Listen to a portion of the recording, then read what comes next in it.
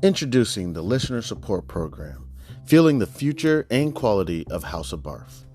Dear loyal listeners, at the House of Barf, we strive to bring you the most engaging, informative, and entertaining content every day into the world of business, accounting, regulation, and finance. We strive to provide you with expert knowledge, practical tips, and thought-provoking discussions to help you excel in your financial endeavors. We are dedicated to fostering meaningful conversations, sharing valuable insights, and creating a community of like-minded individuals who are passionate about business, accounting, regulation, and finance. Producing high-quality content requires dedication, resources, and effort from a talented team of one, me, but in the future, hopefully I'll have a team. That's why we are excited to introduce our Listener Support Program. This initiative allows you, our cherished audience members, to play a pivotal role in shaping the future and the content and assuring House of Barf's sustainability. In the future, becoming a supporter, you will be able to enjoy a range of exclusive benefits. Benefits that I'm hoping to be able to bring eventually: early access to episodes, access to episodes that are not, public, that are not accessible to everyone, possibly even create better content. And then all those mistakes I make, maybe I'll put them in a separate episode. You'll be able to get some behind the scenes stuff, and other exclusive things such as merchandise. Possibly I have, a children's book coming out, may be able to offer that. Your support goes directly towards enhancing the quality of our content, expanding our reach, our research, and investing in new resources and technology to bring you even better experiences. Your contribution will help us continue to deliver thought-provoking discussions, captivating stories, and insightful I didn't mean to say that. Maybe in the future, may possibly interview someone that will keep you engaged and inspired. Join us in shaping the future of House of Barf by becoming a supporter today. Your generosity empowers us to keep our conversations alive and ensures that we can contribute to provide valuable content to audiences around the United States and hopefully in the future of the world. To support us, simply visit podcasters.spotify.com. Then you can get to House of Barf. Also, it is on Spotify. And support this podcast and become a supporter, and choose a membership tier that aligns with your preferences. Every contribution, no matter how small or how big, makes a meaningful impact and is deeply appreciated. Thank you for being an essential part of our journey. With your support, we can reach new heights and create content that truly resonates with you, our incredible listeners. God bless. Happy listening. I'm Chanman. This is House of Barf. Again, if you would like, you can visit podcasters.spotify.com/pod/show/Chan-man7. And you can go to support this podcast and become a supporter today. Thank you. You can also reach me at c287gph@gmail.com. Thank you again. You have a wonderful day. God bless. Yo, what's good? It's Chairman House of Barf. How's everybody feeling? Been trying to create this content.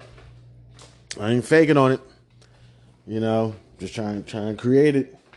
And in moments when I have the opportunities, I gotta take it. When things are quiet and peaceful, I gotta get in there and I gotta get the content done. And sometimes even when you don't want to, you say, okay, it's a good time right now because I don't know when the next couple hours might bring. I think, okay, I can create some content in an hour, and next thing you know, I get a phone call, and then the rest of my day is gone. And I'm like, damn, I could have used that opportunity. I wasn't doing anything while I was sitting there, and at the same time, I'm doing a little bit of research. Sipping on a Perrier. Pineapple. All right.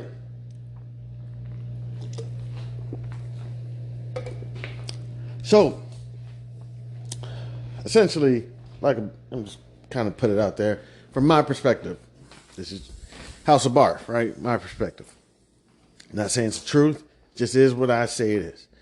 But, however, I was trading, in my personal opinion, with some, I would say, I'm not saying I'm an expert, but newer investors. This is why it's very important for everybody to work together, younger, older, newer, intermediate, experienced, whatever. It's great experience because I'm not saying that I'm expert, not saying I'm novice or whatever. I'm not even saying intermediate, but I've been doing it for a little while on and off, right? So trading with some newer investors, as well.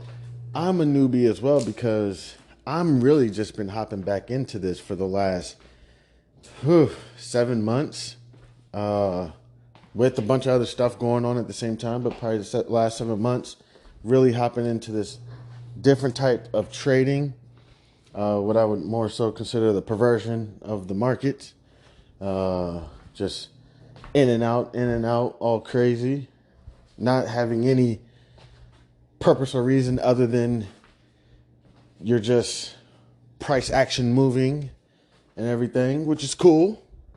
You have no beef with any companies. You have no stand with any companies or countries or anything. Just based on,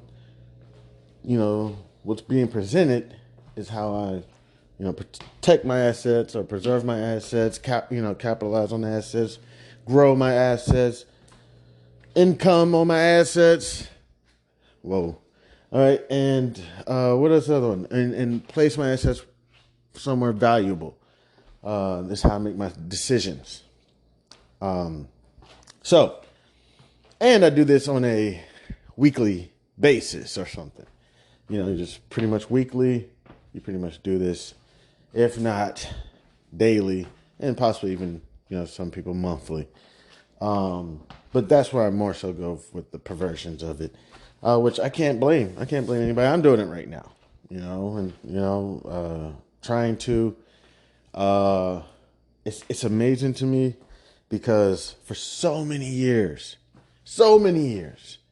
I would have been trading by staying up all night, which still do, looking for that perfect bullish run. Okay. Volumes here, market caps here, sentiments here, support lines here. Okay, this is a good buy for tomorrow. It's a good buy, right? Do a little bit of shorting maybe, not too often. Don't want to get stuck in a position and have to pay any interest or whatever. But that was the strategy for the longest, which is cool. You set your trade orders. If you're good at them, good. Now I'm incorporating, along with trade orders, me personally incorporating hedges. So not necessarily, again, touched on it, not necessarily a restriction of the position, but kind of a offsetting of the position. So you lock in those gains or you lock in those losses, and let's see what happens. So, there may be an opportunity compared to just setting that stop loss, which if you got to set the stop loss on the hedge or the buy or sell stop or buy, whatever it is, order type on the hedge or on the long position, whatever. But you have opportunities. And at the same time, also getting out and getting in cash and moving on to the next investment, great opportunity as well. But there's different ways of going about it. And what I mean by that is, I don't think I would have been able to survive as long if it wasn't for different trading strategies, which is not saying it's growing my account, but maybe it's not depleting my account at the rate that it would be if I was using that previous strategy of just staying up looking for just bullish positions. Would work sometimes, would do well sometimes, but I would say that would actually make more money per se, kind of. But the hedge positions, I don't know. It just kind of, keeps you balanced. It's more balanced. That's what I would consider it. It's more of a balanced approach. It sucks when you got to withdraw because your income isn't as good as your outcome, which is gonna leave you with nothing, no whatever, no commerce at all. So but with the more balanced approach, the money that you do make comes at a more standard, more steady, more approach. So what happens is you're buying actually time. I'm buying time because at any moment, if anything takes off, for example, like JetBlue decides that they are going to, I don't know what they could do right now. The Air Serbia, I don't know if anybody's going to Serbia right now. But let's here real quick. Well, that's what I'm doing, a little bit of research right now, getting ready for tomorrow morning, 9:30 a.m. Eastern Standard Time.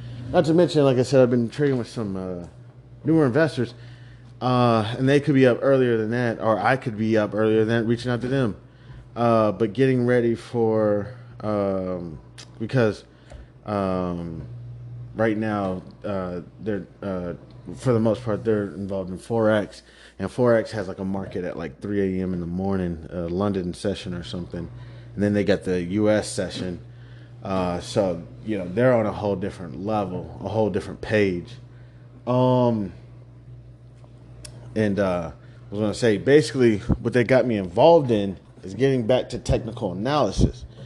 Along with those bullish trades I was saying that would probably bring in more money, those are the trades that you make like, thousands of dollars, if you get it right, whatever. It was a lot of technical analysis. That's basically, you just use the volume, you use support levels, just any type of trend analysis, any type of technique that you can to just like figure out, candlestick patterns, wicks. And this is me years ago. That was me. Trading like that for the last few years, probably like 4 years. Was a long-term investor, literally looking for, the value box, the value style box. What is it? Market cap and growth income and whatnot, and your time horizon and a good entry point, but really don't give a fuck that much. Because seriously, I plan on holding this for 4 years. And hold it for 4 years and not even really pay attention. So because right now you can say ABC stock is at $190, and you're like, great, yeah, but like a week ago it was at like 160. You know what I'm saying? Okay, you know what I'm saying. Compared to like for me right now, if someone said that last week a stock was at 160 and right now it's at 190, I could potentially look at that here real quick. Let's pull that up real quick. I'm babbling, but at the same time I'm trying to stay on point. So let me go ahead. I'm just going to pull up Apple real quick because I think that's kind of the stock that I'm referring to. Because I've been meaning to sell some short puts on Apple. And actually, I sold a short put on Apple and got in at 175.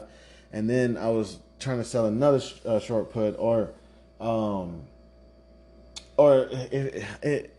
if it wasn't me, it was a buddy of mine who was telling me about it, about what they were thinking about doing.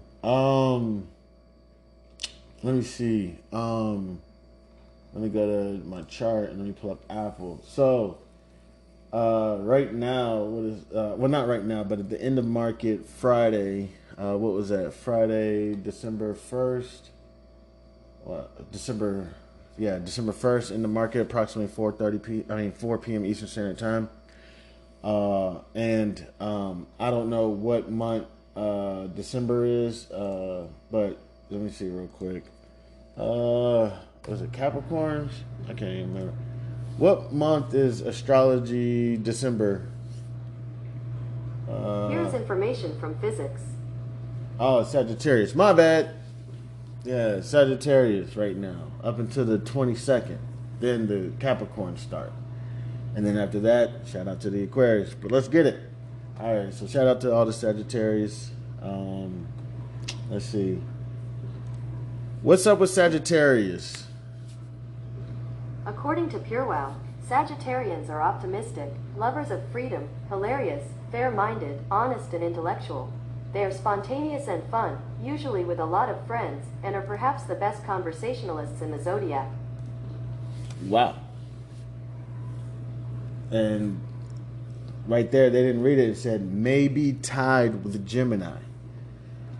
I feel like at any moment in time, like Geminis just have to be in the conversation. Like, sitting here talking about Sagittarius, but yeah, they didn't read that part here. Let me see if I can. Let me see.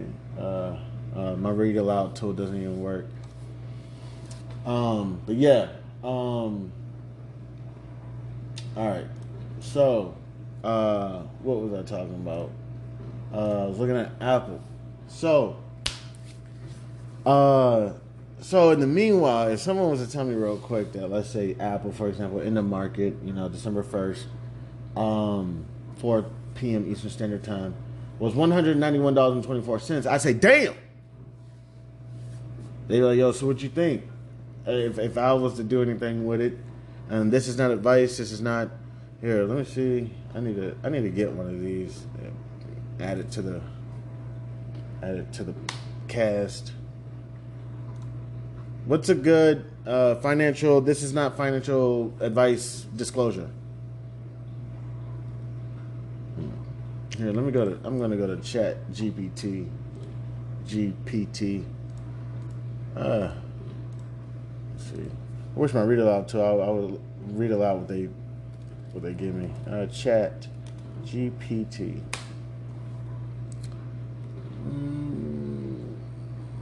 Where's it at? Goodness gracious, man! I can't stand when my search engine changes when I didn't ask it to change. Chat GPT. All right, here we go.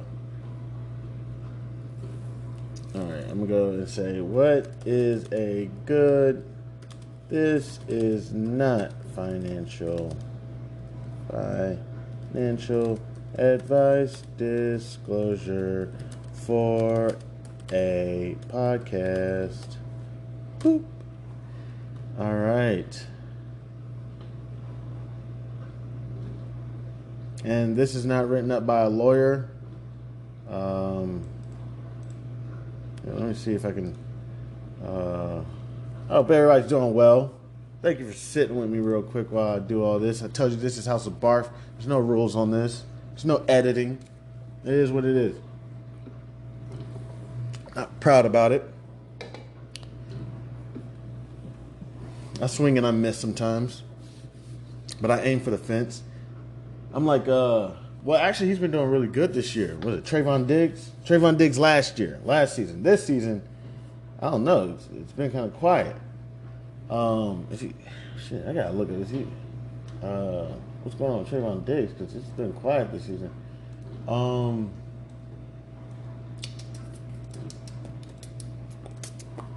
right, I'm gonna see if I can put this in a Word doc real quick and see if I can get this thing to read aloud. Because for some reason my read aloud tool on the internet's not working. All right, so this is the disclosure that it gave me. A disclaimer is important to make it clear to your podcast audience that the information you provide is not financial advice and should not be taken as such. Here's a sample disclaimer you can use as a starting point. Welcome to House of Barf. Before we begin, we want to emphasize that the content we share on this podcast is for informational and entertainment purposes only. We are not financial advisors, and the information provided should not be considered as professional financial advice. Investing and financial decisions involve risk, and it's crucial to do your own research or consult with a qualified professional before making any financial choices.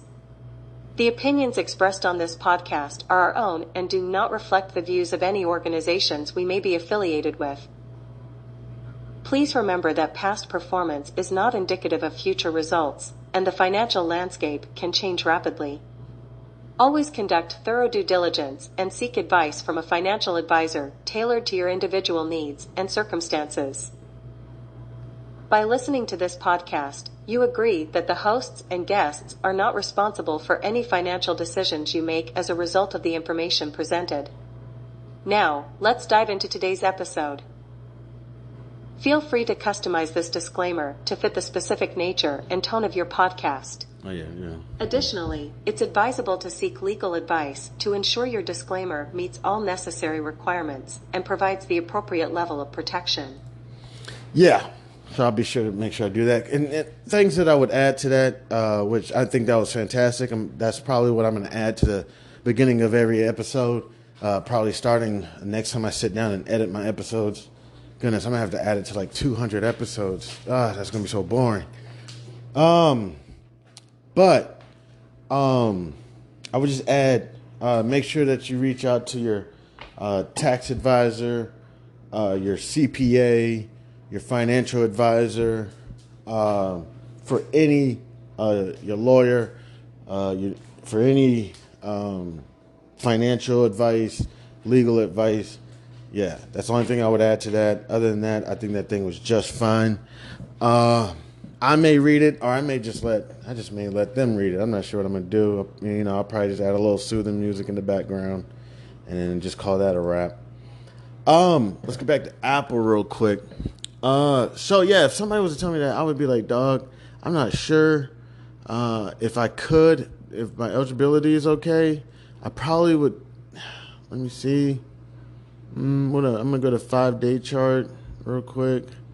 Let me see. I'm going to pull out my, I got so many drawings on this thing. I got so many studies and drawings. It's ridiculous. Oh my gosh.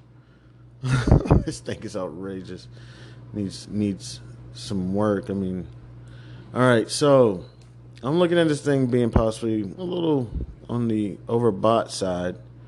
And that possibly I could see this thing hitting resistance for just a little bit. It may start to come down to about 189, which is not far. But let's just say with the 189 strike price, well, it wouldn't be 189, but let me go ahead and take a look real quick. Remove drawing. All right, let me go to trade. Let me go to Apple's option chains, and this is completely just hypothetical.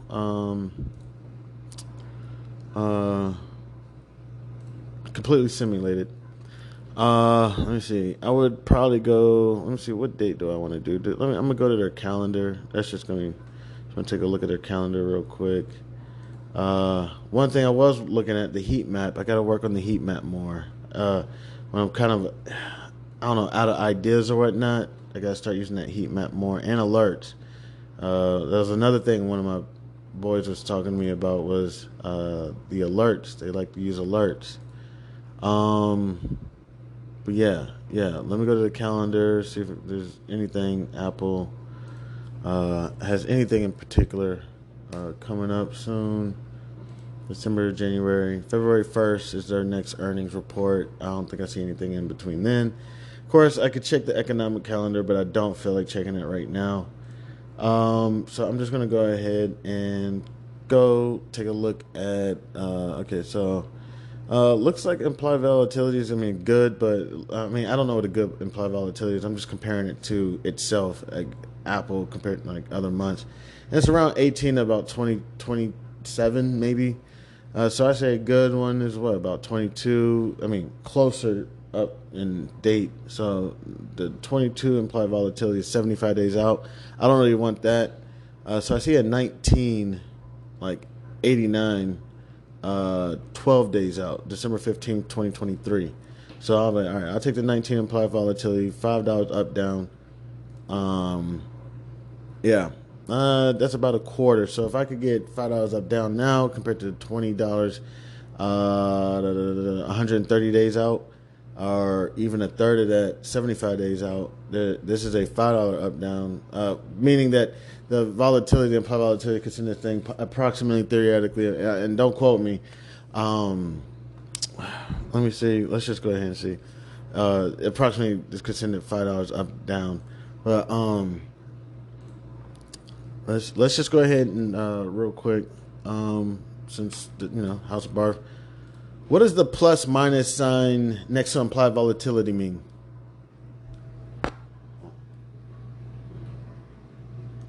What is the plus minus sign next to the implied volatility sign? Oh, goodness, I said that.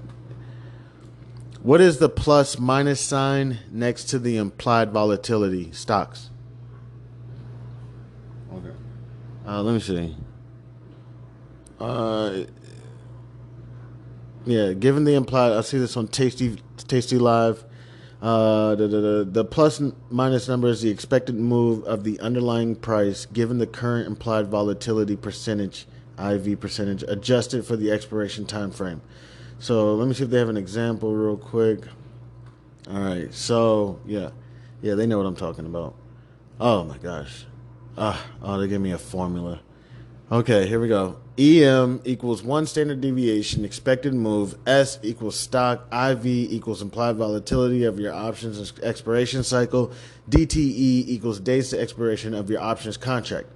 EM, expected move, equals stock price, in parentheses, to the, is that, I don't know, to the zero. I'm not sure what that is. In parentheses, IV, so they're supposed to be multiplying against each other. And then in parentheses again to the, what is that, square root of DTE over 365. Yeah, so that is, if I'm correct, how implied volatility works. I'm not sure. I'll be sure to work on that. But let's see if they have another example of basically the plus minus thing. How does implied value? Oh my goodness, man. This Tasty Live is serious. What is this? I need to start looking at Tasty Live more. This is crazy. What did they even got? Oh my gosh. Advanced option strategies, beginner option strategies. My bad. They got some. I'm about to start looking at this Tasty Live. I'm not. I know there's a broker, Tastyworks. I know what some people and used to be a spot to get a good milkshake called Tasty Freeze.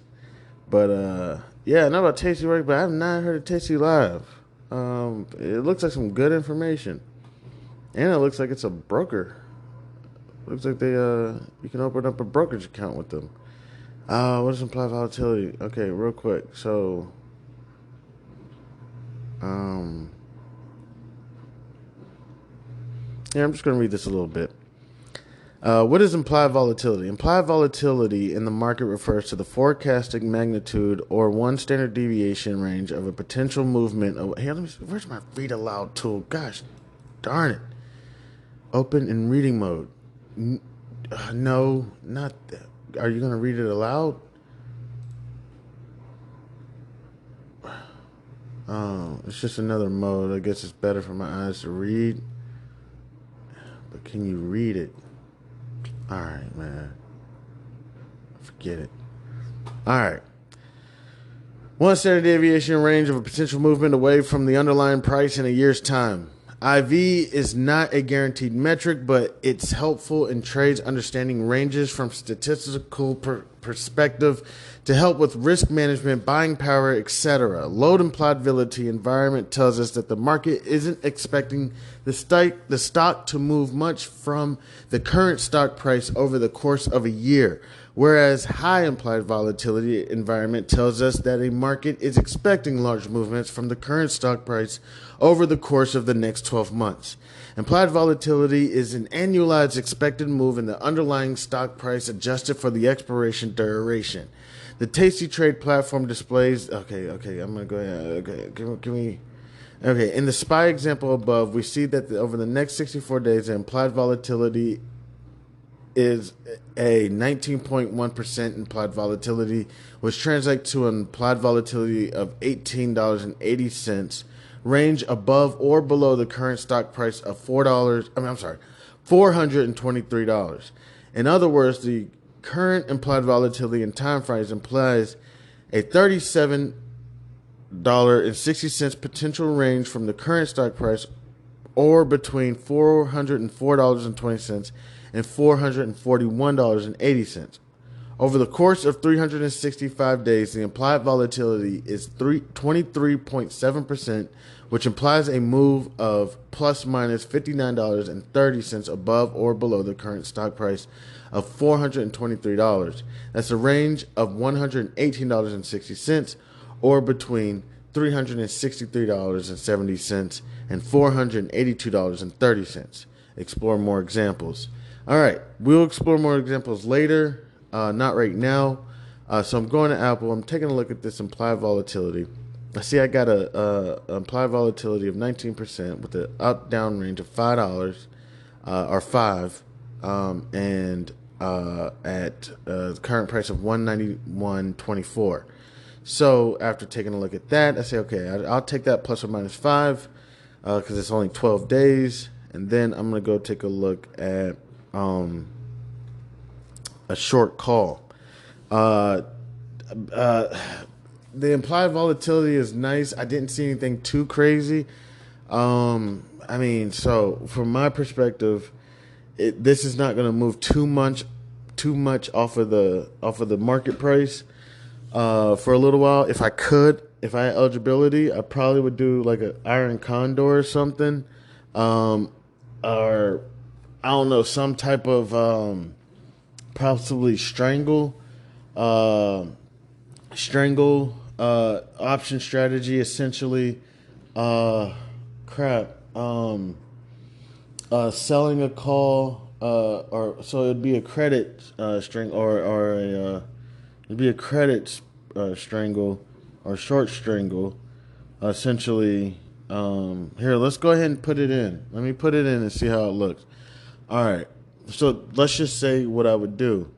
I would do an iron condor on this, between something like, let me go ahead and take a look at like the 180 day, 151, 198. Okay. Let me take a look at like the 1 year. Okay, 124, 198. All right, I'm gonna take a look at like the let me see, where's the 30 day at?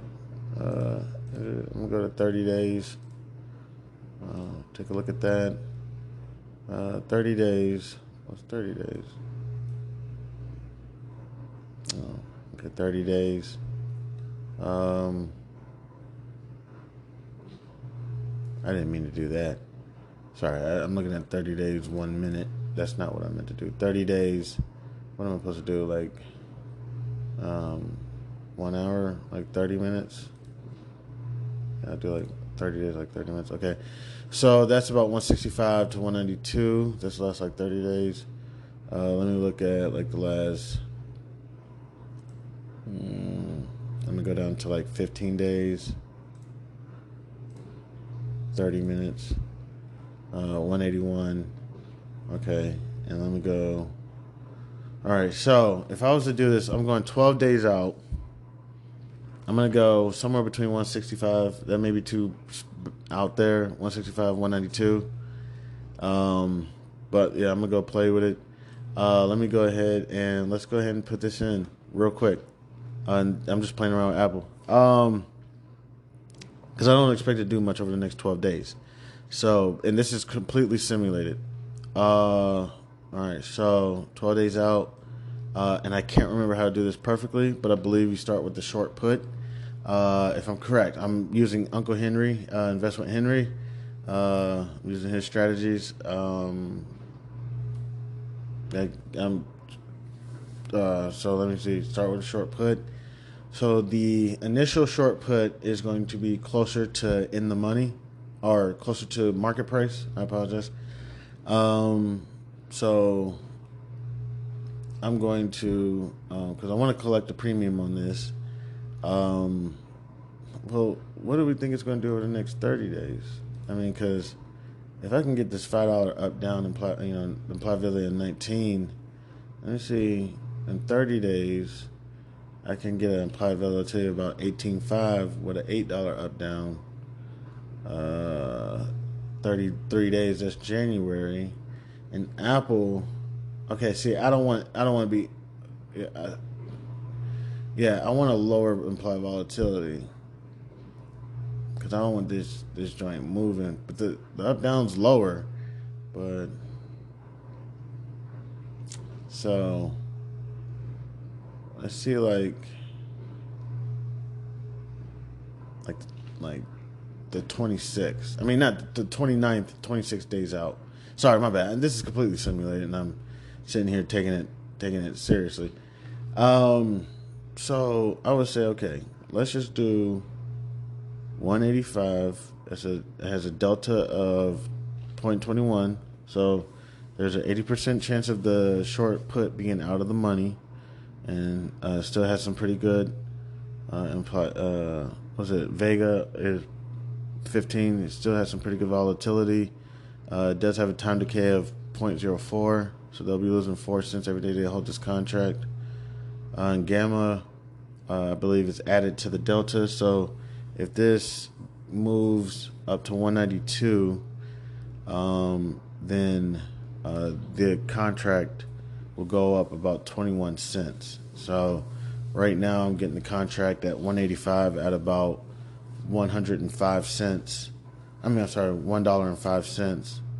This could easily go up to 121 if Apple decides that it wants to go back up to about 192.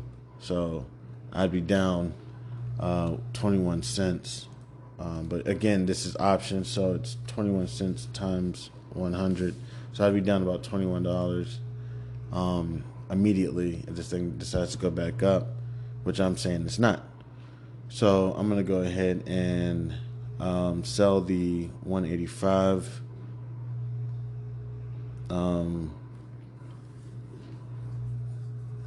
I could really be safer and just I'm sorry. I'm being a jerk. I'm going back up to December 15th. And I'm going to sell the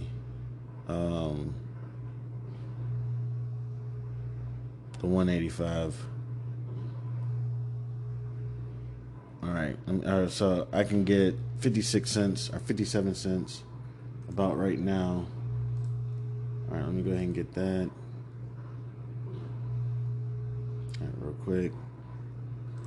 All right, sold that. This is simulated. It's to be honest, it's Sunday. It's December 3rd, 2023, approximately 1 p.m. Eastern Standard Time. The time doesn't matter because it's simulated. All right, so then I'm going to drop down to, I believe, the next leg under it, which is 182.50. But I'm going to do 500.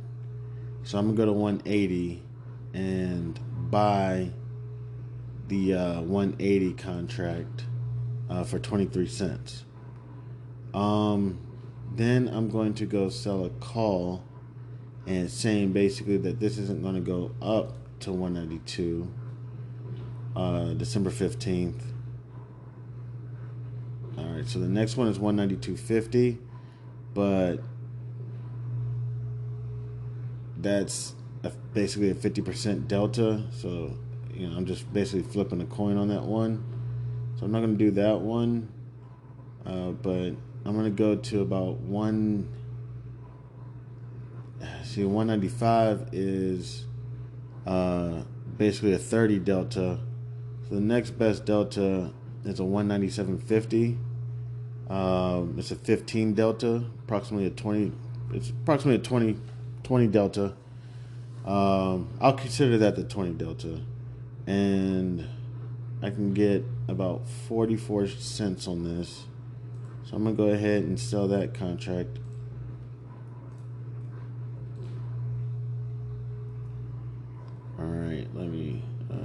And I still don't even know if I'm setting this up correctly. I'll know when I finish setting this up. The easy way to do it, to be honest with you, is just to pick your price on the short put, right click it and hit Iron Condor, and it'll set it up perfectly for you. That's not what I'm trying to do. So that's why you're seeing me go through the long steps, because it's a huge difference for me. Now, when I become an expert, yeah, I'll just hit Iron Condor, set my strikes, set my credits and my debits, whatever I'm willing to do. Just kind of rearrange it, you know what I'm saying? Because when you do it like that, instead of getting like 19 cents, they may give you 17 cents when you could have easily just clicked up twice, and got 19 cents. You know what I'm saying? But it won't matter to me. But right now, I want to understand what is it that I'm doing. So that's why you're walking through these steps with me. Essentially, I'm just doing my research, and you're here. I just turned the mic on. And thank you to anybody and everybody who decides to stop by and kick it with me. I appreciate it. All right, so we sold the call. Now I'm going to, what did I sell it at? I sold it at $197.50. So I'm going to drop down to, let me see, what's the next best one? The next one under that is 200. It's about 250. What's 202.50 minus 202.50 minus, what did I do? 197.50 minus 197.50. That's 5. So cool. I'm gonna go ahead and do 202.50. Now I'm not, again, I'm not saying the expert on this one. No. All right. Bye. All right. Cool. So I'm basically saying this is not going to go below 185, and it's not going to go above 197.50. If it does, if it starts getting close to those numbers, then I need to really consider what am I going to do. So let me go ahead and take a look at this and see what I created, which woo! Oh. My man. That's my guy. That I'm talking about myself. I'm proud of myself. I'm patting myself on the back.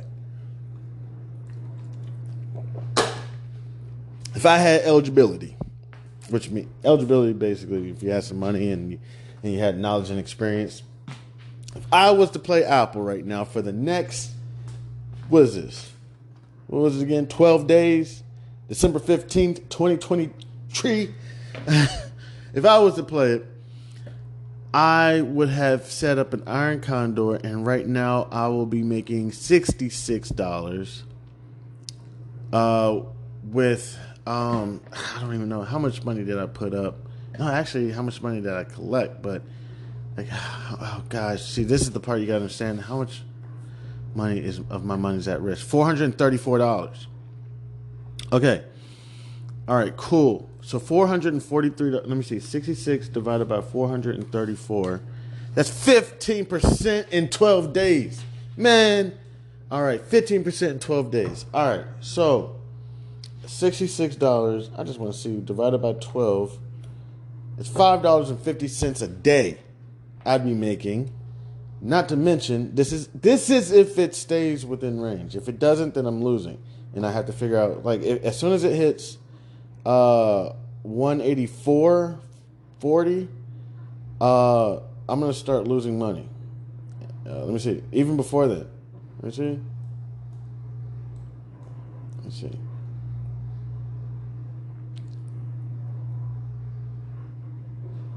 Yeah. Let me see. I can't. I see this stuff. I can't tell, but I believe it's. If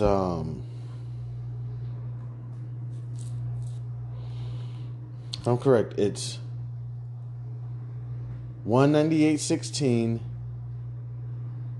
and 184.35, something like that. Or like my break evens.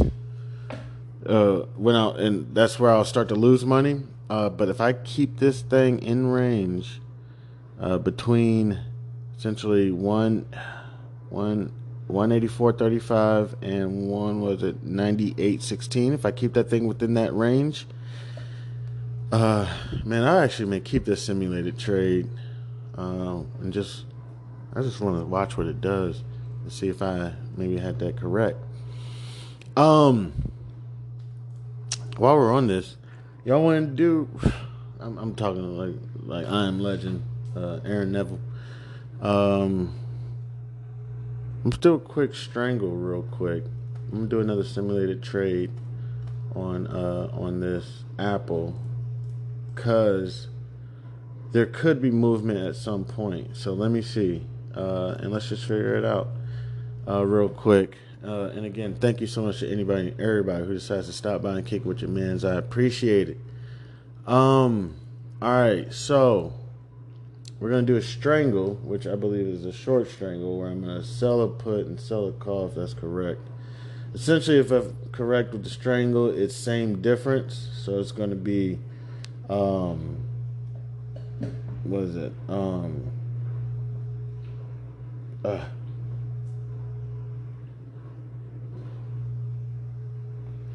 It's going to be a long or short call, short put, and different expirations. I mean, different strikes. Let me pull out my book real quick. So disappointed in myself sometimes. Goodness gracious.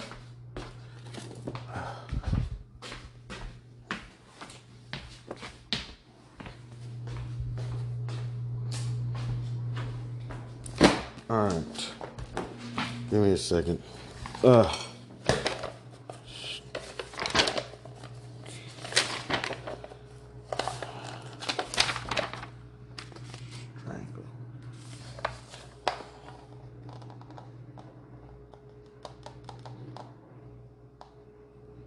right, you're gonna have to bear with me. I told you this is just.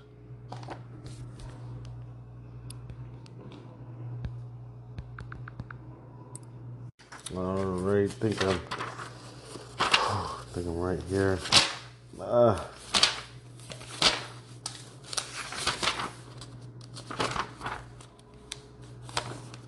Give me 1 second. We're right here because I'm right here at straddle. Long straddles. An investor who uses a long straddle expects substantial volatility in the stock price, but is uncertain of the direction that it'll move. So I'm right here. And it's like, come on. Right after that should be. All right, forget it. Can't find it in the book. Going forward, I like to try to get my technical definitions before I go to like things like Google. What is the strangle strategy options? According to Investopedia, a strangle is a popular option strategy that involves holding both a call and a put on the same underlying asset. A strangle covers investors who think an asset will move dramatically but are unsure of the direction. A strangle is profitable only if the underlying asset does swing sharply in price. Okay.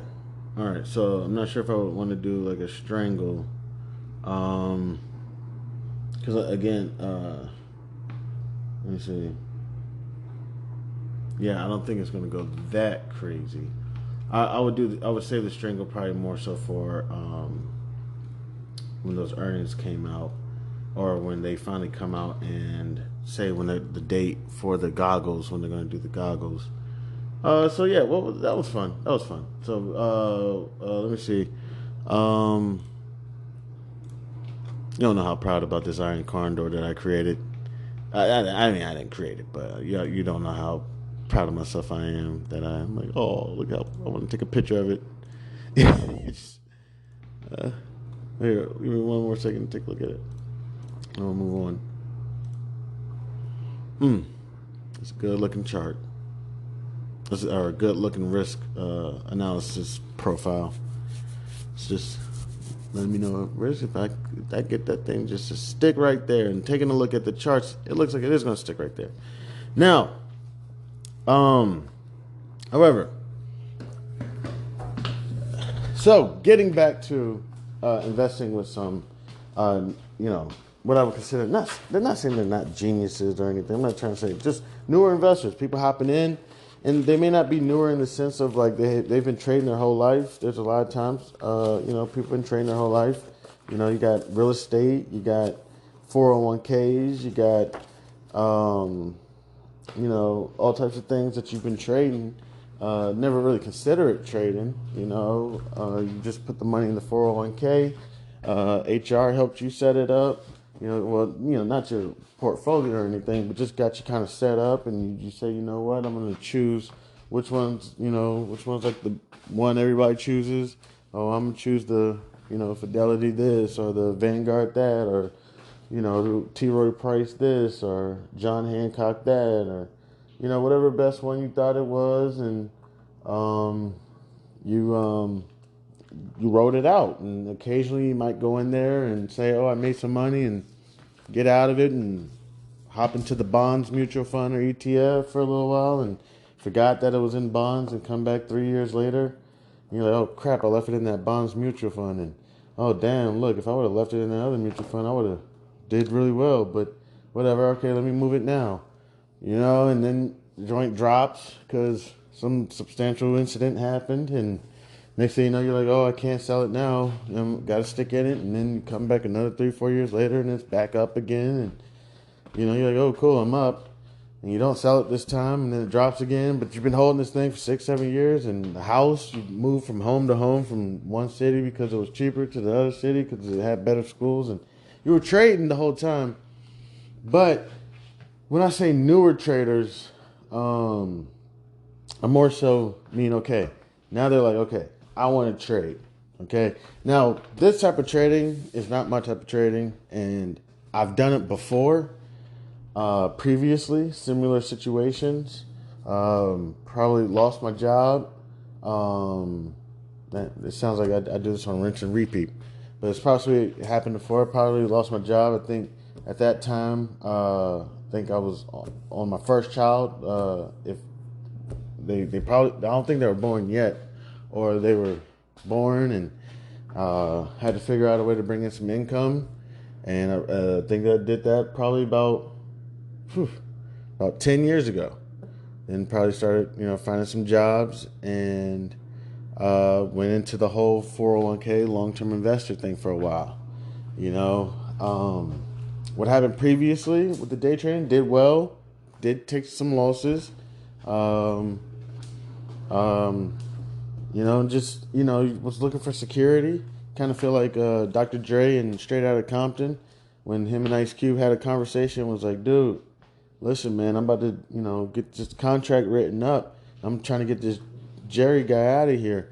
And Dre was like, dude, I'm rolling with Jerry and Easy, man. Like, I got a baby, you know what I'm saying? So that's kind of what happened. Is I kind of, whatever job decided at that time, I can't remember.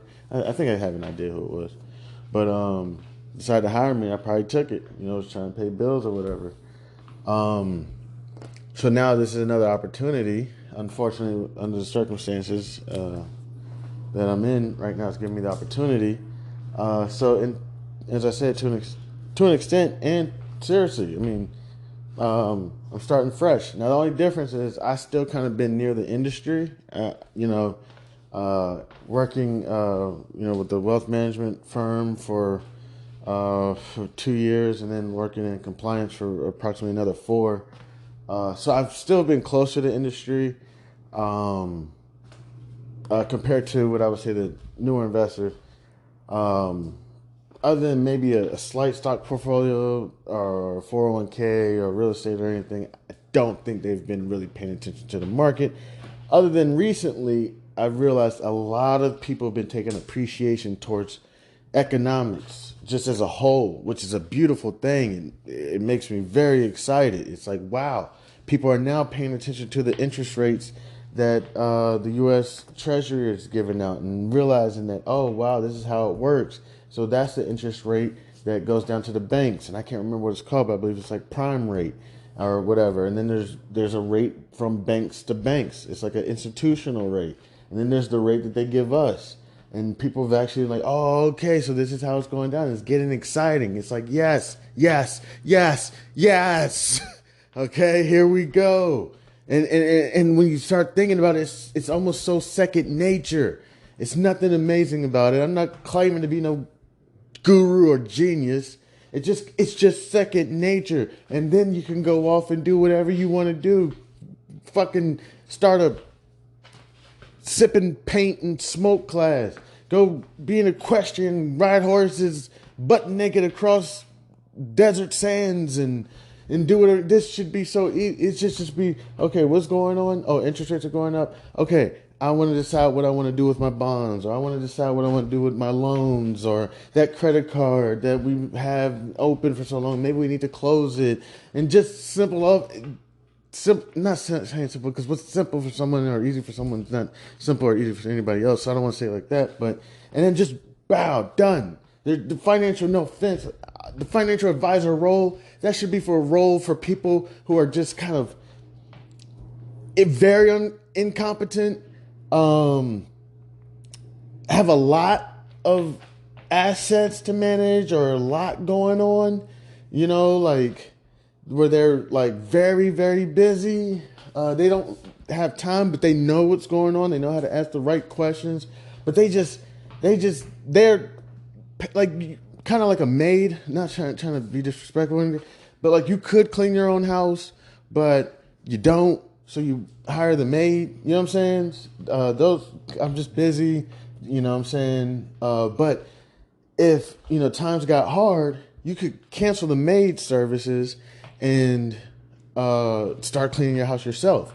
So if that times got hard, you could cancel the financial advisor and manage your financial affairs yourself.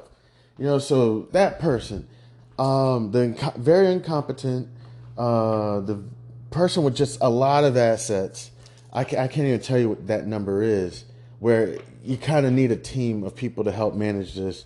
I don't even know what that number is. Off the top of my mind, I would say somewhere upward of, I'm just making this up, 100 million. If you had just kind of like 100 million, may need a team of people. You would CPA. You want your accountant. You want your tax advisor. You want a lawyer.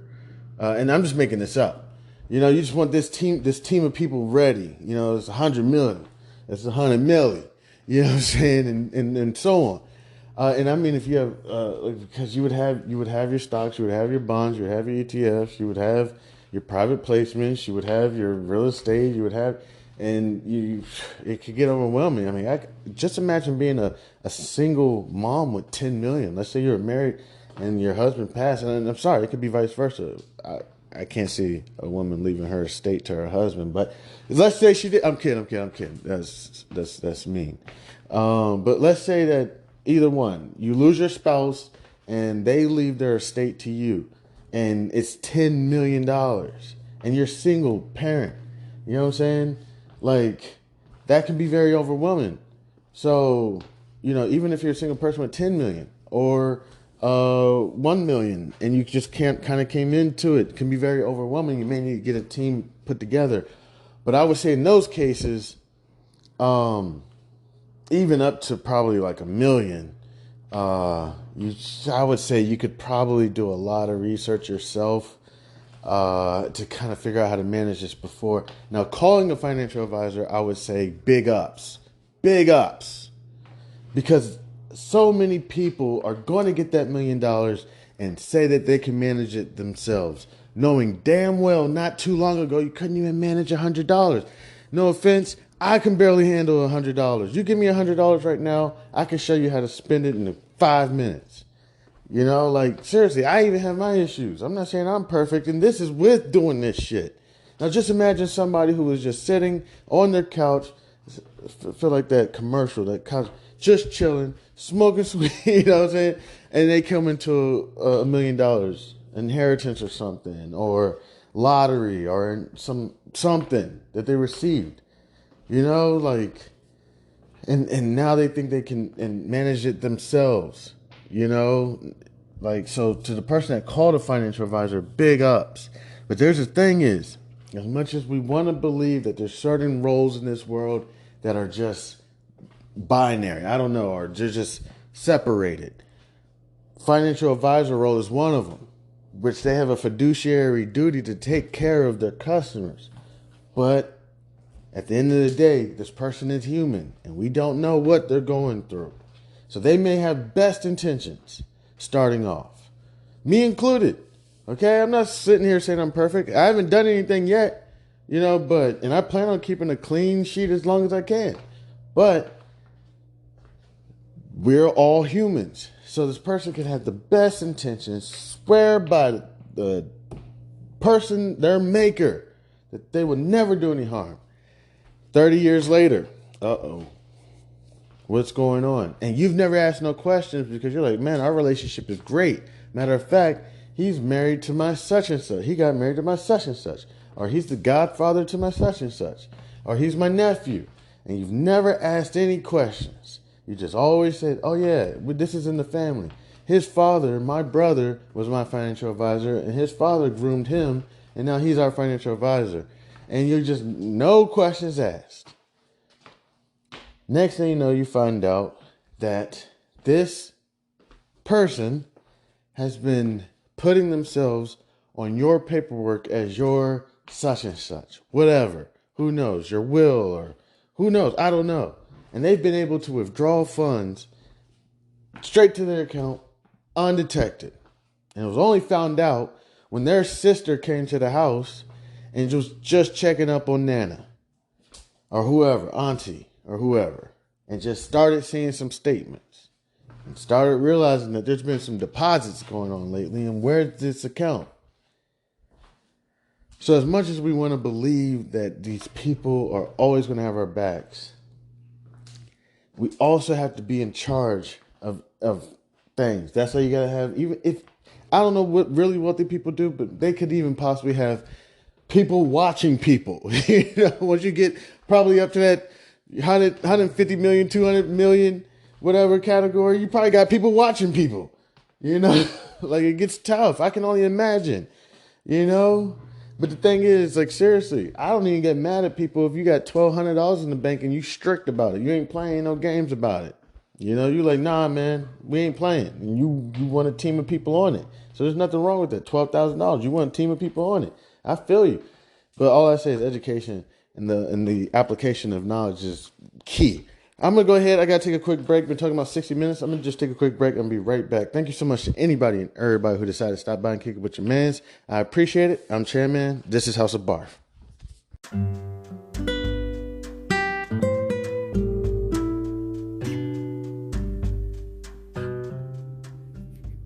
I am thrilled to introduce you to an exciting new storybook journey that I believe will capture your imagination. Allow me to present Langston Mankson's Coolamade Stand Adventure, a compelling short story that promises to transport you to a world of interest, excitement, and learning. The title of the book is Langston Mankson's Coolamade Stand Adventure by Chandler Hayes. In a world of colorful imagination and captivating stories, a new children's book has emerged to empower our young minds with crucial life lessons, life skills, and financial literacy.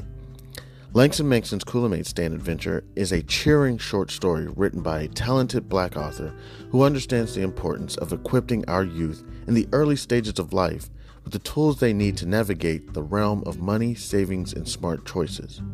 Meet Langston Mankson and his imaginary best friend, Zonky, a pink elephant, two curious souls who embark on an adventure around the vibrant landscape of Wichita, Kansas, where Langston Mankson sets out to accomplish multiple goals and is met with obstacles that he must overcome.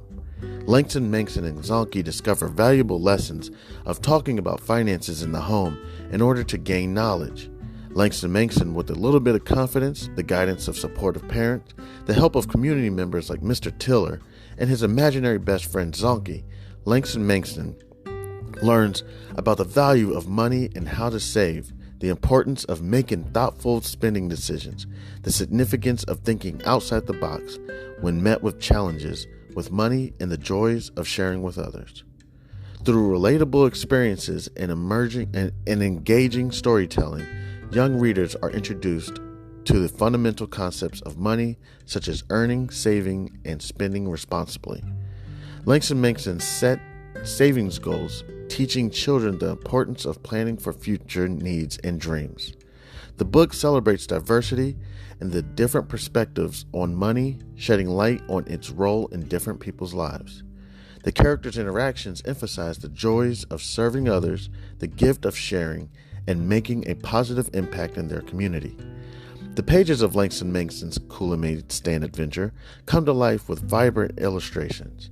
The colorful and imaginative visuals not only captivate young readers, but also enhance their understanding of complex financial concepts.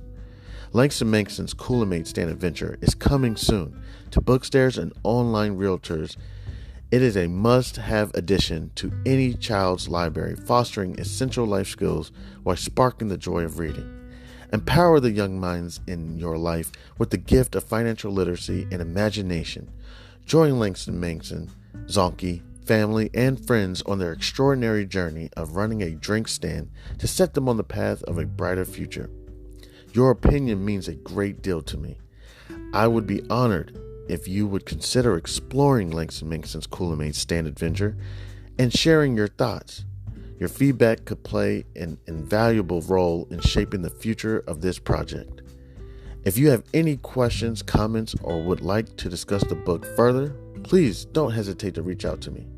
Your support in spreading the word about Langston Manson's Kool-Aid Stand Adventure would mean the world to me, and I deeply appreciate your consideration. I am a passionate advocate for financial literacy. Me, Chandler Hayes, and am excited to join the community of storytellers with a background in finances. I am driven to inspire children to embark on their own adventures of learning and discovery through the power of literature. Langston Manson's Kool-Aid Stand Adventure is a heartfelt endeavor to promote financial literacy in a fun and accessible way. As a Black author, I'm committed to providing children of all backgrounds with the tools for success, and I am proud to contribute to a more financially informed generation. Thank you for taking the time to explore this advertisement, and I look forward to the possibility of sharing this extraordinary literature adventure with you. Please feel free to contact me. You can reach me at the email c287gph@gmail.com. All right. Thank you. Warmest regards. Have a great day. God bless. Yo. What's good? It's Chairman House of Barf. How's everybody feeling? I hope great. Hope you eating good. Hope you staying warm, cozy. Hopefully you got somebody nice next to you, keeping you cozy, having good meals, good feels. Can't go wrong with that, especially out here in this chilly, wet Maryland weather. Well, hope you're doing fantastic. Real quick before I get onto this technical analysis, all my buddy's been trying to, because this technical analysis, it's the best. I mean, really, it's the best. Seriously, it's the best. I will say again, when day trading, but basically I was only doing it long, wasn't even hedging, barely using order types, but I would use order types, got to put your order types in. But kind of strayed from technical analysis, but been getting right back into it recently. But real quick, on the topic of people abusing their authority, their likeness, their name, people abusing it. Guardianship programs. Be aware of guardianship programs. I do realize that there was a movie a few years ago that came out on Netflix called Guardian or something like that, which was a pretty good movie. Only thing is, I was one of those individuals who talked during the whole movie, basically saying things like, that's not real and that's real. My bad to anybody that watched it with me. It just got me turned up. But again, it varies by state. So I also recognize that it varies by state. But one thing about the guardianship program real quick, and don't quote me on all this. We got to do our research. So, in the guardianship program, don't quote me, okay? What essentially happens is we have a high population of elderly people who are living by themselves, are not, don't have any caretakers, and essentially could even possibly be in a state of incapacitation. We're not sure. We don't know. They may be completely competent. They may not be. We're not sure. Okay? The government decides, their studies. When's the last time, somebody's visited them? Where's their family? Where's their friends? Are they capable of living on their own? Because there's various things that start to happen. Scam calls from the IRS, not the real IRS, but like imposters of the IRS, imposters of the FBI, imposters of Apple, imposters of Amazon, or whatever companies will be out then or now or whatever. Hey, ma'am, this is the IRS. You owe us $12,000. And you're up there in age. You're 88 years old. Not saying that that's old, because I know you're going to keep ticking to about 130, 140. Look like a spring chicken. But there's different things. Oh, I'm 88 years old. Is it possible? I mean, just imagine how many bills and things you've done in your life. Is it possible that I forgot to pay the IRS $12,000? Oh my gosh. Just imagine the insecurities you have. Oh my gosh, am I going senile? Did I do it again? I did it once in 1956, 1950. It's like, oh, let me go ahead, write this check. Or let me go ahead and just get this over with. So little things like that happen. And then there start being notices such as, hey, we think you might have been a victim of a scam. We just want to let you know, blah, blah, blah. But it's out there. It's a check. The FBI, the real FBI, Federal Bureau of Investigations, which, I don't know much about them, but I hope they're doing a fantastic job. I know we do have some issues, supposedly from, I forget who it was, the president who started it, and how it was used, but regardless, the real FBI gets a hold of these people because eventually this stuff is coming to the surface, maybe across some state lines or country lines.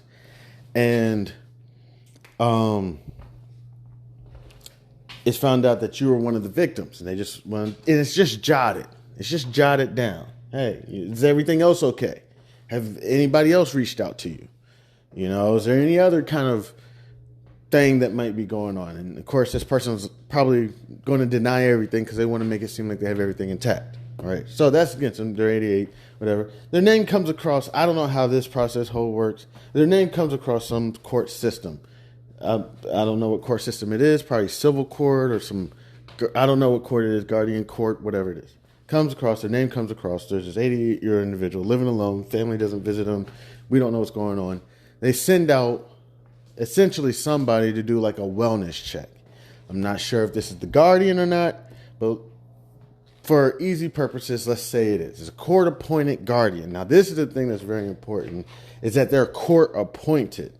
So it's not just some random individual, right? It's not some private company. This is a court-appointed individual, basically saying that they've been like sent from the court to go check on you. So their word is held to the utmost degree. Now, this person who's a guardian, I could be incorrect. I do want to see this. Their credentials could be... I want to see the credentials. I don't know. Let me see if I can figure this out. Now, this guardian, seriously, their credentials could be they haven't had a job in years. Let me see. What are the credentials to become a court-appointed guardian? According to Maryland courts, guardians of the person and property must complete a training program. The training covers a guardian's specific responsibilities and provides helpful resources. There are separate programs for guardians of disabled persons and guardians of minors. Okay, this is Maryland's courts, www.courts.state.maryland.us, family guardianship. Okay, according to that, I don't know if you heard, it's a training program. Imagine you've been out of work for years.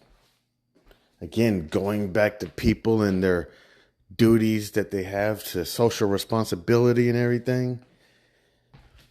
You've been out of work for years. You're struggling. Whatever it is. Didn't work out between you and your husband. Got with a new guy or girl. Not working out with them. You're losing more money. Got pregnant. Or got somebody pregnant. Caught a disease. Whatever it is. Struggling. Not saying not every guardian. Because if I became a guardian, I would try to do it to the utmost. I may apply because they need people like me. Because I don't want nothing from these people. You know what I'm saying? So, and you get paid well, okay? Because you write the documents. The court, as far as I know, carries the guardian's word to the utmost. But don't quote me on this, okay? Because I haven't studied this stuff in years. Let me see. Let me see if they got this in one of my books real quick. So, this person took a training course.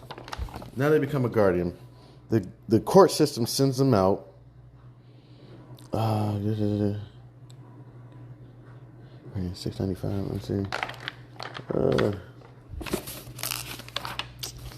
I'm trying to see if I can find anything on. Guardian, a fiduciary who manages the assets of a minor or an incompetent for that person's benefit. Let me see if I can find some more about the if I find some more about the program. Okay, so guardian takes training program, they become a guardian. Not saying that all guardians are like this. Seriously, I'm pretty sure there's some great guardians. But at the same time, now this is things just to be aware. Just to be aware, okay? Because we have to take care of our seniors. You know what I'm saying?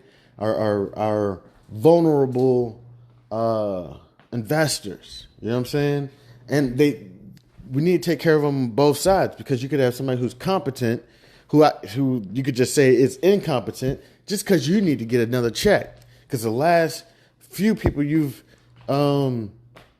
interviewed have been competent. So now the question is going to be, well, what's your value? If you're saying we're always talking about this high population of elderly people who, and they're all competent, we could cut this guardian program down some. You know what I'm saying? Well, we got to find some incompetent or incapacitated elderly, so let's get on the move. So, and I'm just going off on a random. I told you, I just go on random topics. So, court-appointed guardian or appointee. I'm not sure who goes first. It could just be some appointee or somebody who goes first before the guardian comes. I don't know. Just to do the first interview. But regardless, let's just skip that part and let's just say it's the guardian. Guardian shows up. Hello, here to do an interview. As they're doing this interview, they're trying to figure out kind of your capacity. You know what I'm saying? See how you're doing. I don't know how the interview goes. It's probably just very basic questions. Let me see your fridge. Let me see your toilet. Let me see your bathtub, your bedroom. Do you drive? What kind of car do you drive? What kind of house do you live in? Things like that. When's the last time you bought a pair of shoes? They're jotting notes down. They're taking notes. And as they take their notes, they got to go back to the court and basically tell them, hey, this person is, and there's another guardian. Another guardian is, that's if somebody's who's older than you and they're your custodian on your account, but they're not like your parent. It's like your uncle or a babysitter or somebody, that's your guardian. And then there is a guardian for an older person who filled out all the power of attorney paperwork or whatever. And don't quote me on that either, but that's another guardian. But this is like a guardianship program. This is like court-appointed guardianship program to take care of our older people How they say there's no country for old people. Well, no, this is what we try to do to take care of our old people. America, we got to do much better taking care of our old people because we kind of suck at it.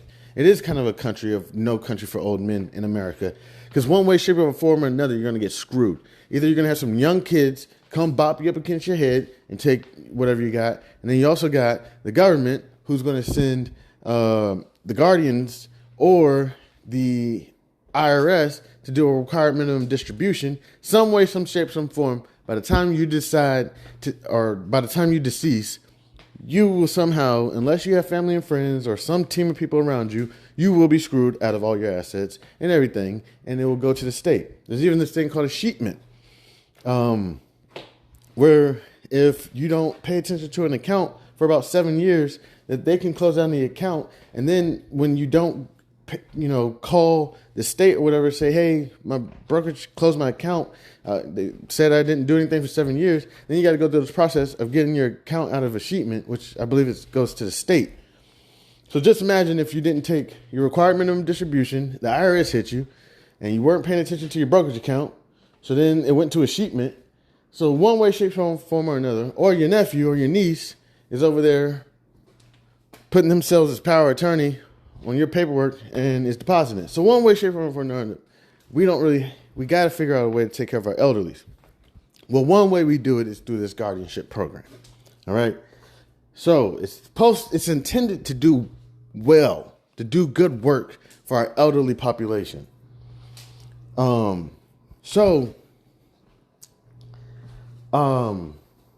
do the interview, and let's just say the guardian goes to the court and says, hey, I did the interview, it went well, but I'm going to check this person down as incapacitated. Now, when you get checked as incapacitated, if you get checked as incapacitated, you're good. All that happens is, if I'm correct, is your name goes back into a hat. Probably 3 to 5 years, all right? And they'll come check on you again 3 to 5 years or something. Like a lottery, I guess. So if you're incapacitated, then the court decides to appoint you a guardian. Now, if I'm correct, you're supposed to get 2 guardians. Now, I'm not sure how that works, if they're supposed to keep an eye on one another. I don't believe so. I think they have their separate jobs. Now, one could possibly say, hey, as I go over there, I'm starting to notice all his stuff is sold. Or, hey, I'm starting to notice this one's not feeding him breakfast. So if I'm correct, you're supposed to get appointed 2 guardians. You've been deemed incapacitated. And once you're deemed incapacitated, you're in the system. Has there been times where they've deemed somebody incapacitated and they weren't? Yes. The moment you get deemed as incapacitated, it immediately takes a possible, I'm going to say, minimum of 2 to 3 years to get yourself deemed as incapacitated. You're going to have to go to the court on multiple occasions, if I'm correct, to get them to deem you incapacitated, or you're competent, whatever, you're good. So 3 to 5 years, you're in this court system, showing up, trying to prove you're capable of living on your own, taking care of yourself, and handling your affairs. While in the meanwhile, you've already been assigned a court-appointed guardian. They're already in your house. They're already in your things. Okay? And you can't get them out. They're court-appointed. Not to mention, this is some lady that just a year or two ago, or some man that a year or two ago didn't have no job, wasn't doing anything with their life, don't know nothing about business, don't know nothing about finances, took a training program, and now they're a guardian. Okay? All right. So, regardless. So the court, if I'm correct, assigns 2 guardians. One guardian is supposed to handle your affairs, your financial affairs, your, maintaining your cars, maintaining your homes. If you need to go shopping for groceries, if you need to go shopping for clothes, your affairs. Your niece called, asking for money or something. Your daily, I guess, financial affairs or something. Then the other individual is your daily like affairs, like making sure you eat your breakfast, eat your lunch, eat your dinner, take your bath, brush your teeth, brush your hair, those things. Take your medicine, things like that. That's the other court-appointed guardian. If I'm correct, it's two of them. Now, sticking to the one about the finances, because I don't know anything about the healthcare industry, besides if it's Eli Lilly or Pfizer. I think Pfizer went down the other day, ticker symbol PFE. Merck, I don't know how Merck's doing.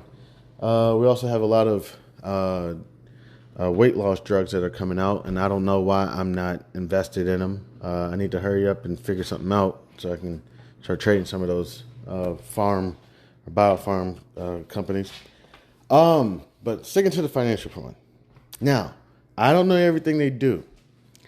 So the court appoints essentially how much this guardian can pay themselves. Now, some way, some shape, some form, the guardian can figure out a way to, if I'm correct, explain to the court why they had to pay themselves possibly more than the amount that they should have been paid.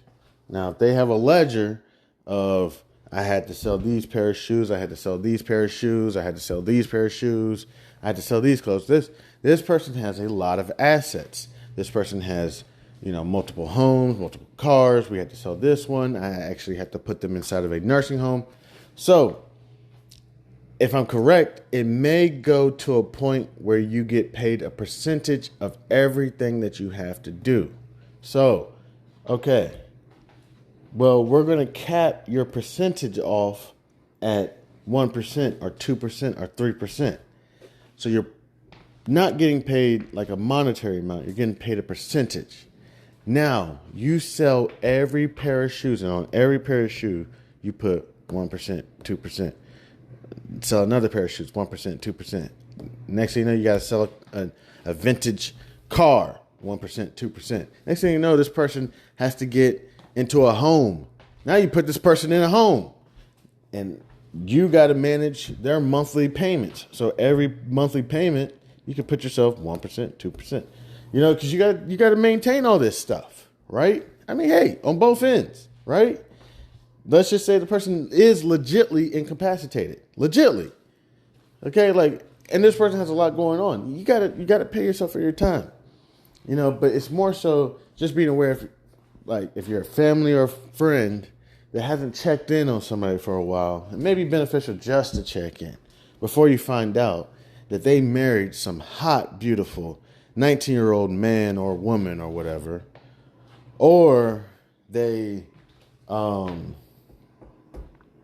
got this financial advisor that all of a sudden has been coming over every day to eat chicken and watch a movie, or anything. Just they've been getting phone calls from this random person saying that they got stuck in Ukraine and they're trying to get out, but they need help to get out.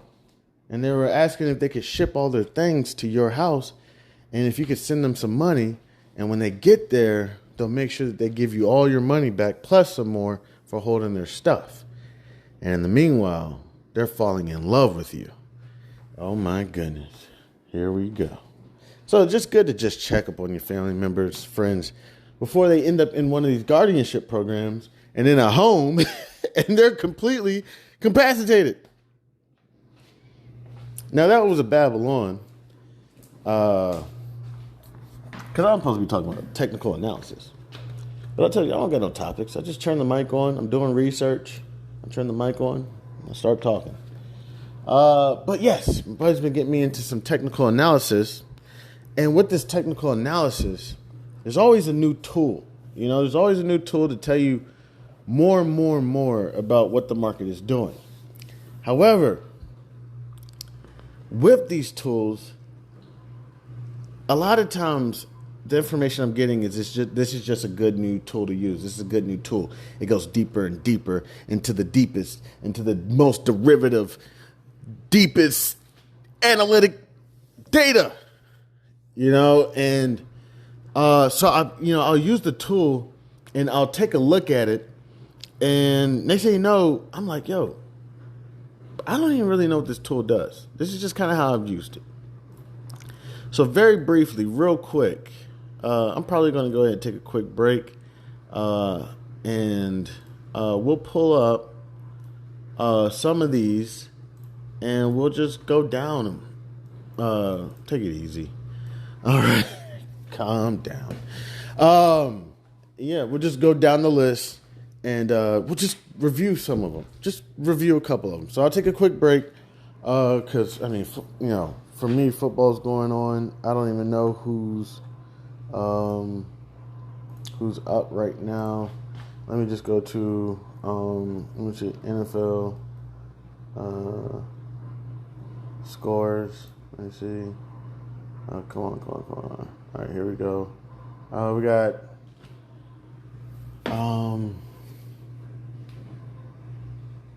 damn, what the hell? Let me see. All right, here we go. What in the world? Is it only 2 games on right now?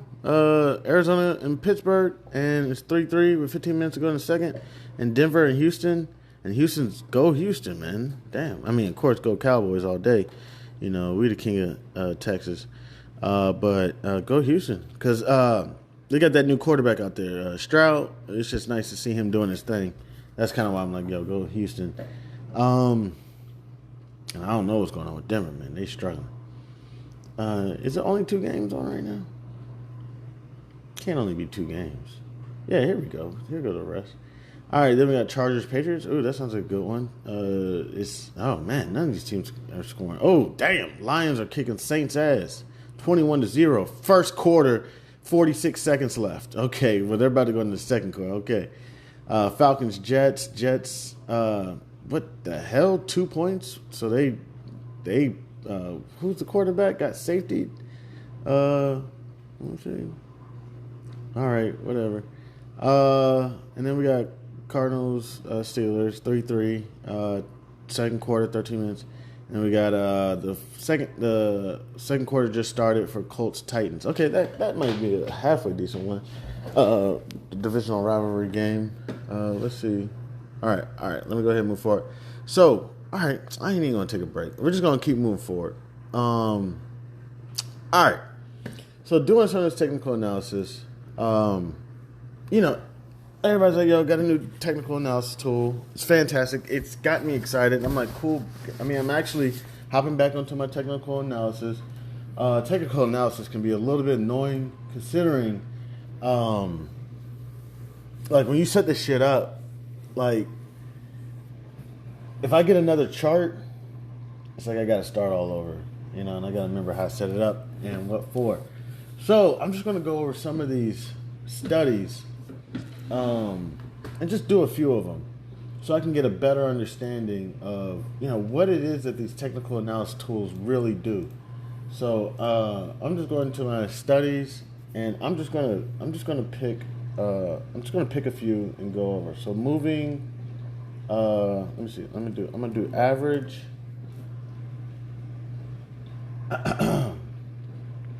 What is it? Exponential. Okay, moving average exponential. So I'm just gonna go down, just reading this. The exponential moving average (EMA) is a type of moving average that assigns greater weight to the most recent price data. Okay, greater weight to the most recent price data. See, I'm going to start taking some notes on this because I want to keep these notes up. I hope I can copy and paste. This would be great if I can copy and paste this stuff.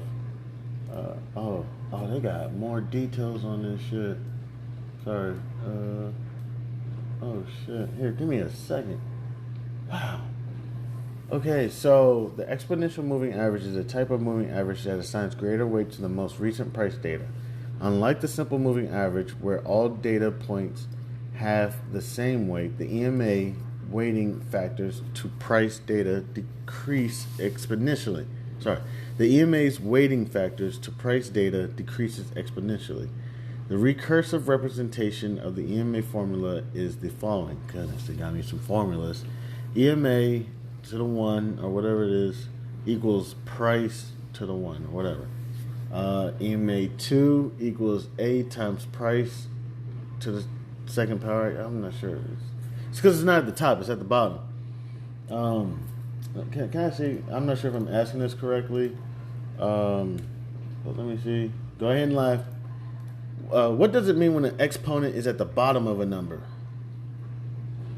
According to mathematics, when you have a term with an exponent, the other number is the base. So basically, the number you see on the bottom, the subscript, is also called the base. It's just another way of writing an exponent to the power of 10. Is it true? I don't know. What is it when the second number is at the bottom of the base number? Okay, I'll figure this out. But yeah, got a couple formulas. So, all right, I'll look over that. Where n is the bar number. Oh, okay, that's the bar number. Okay, a is a smoothing coefficient equal to 2 divided by length plus 1 in parentheses.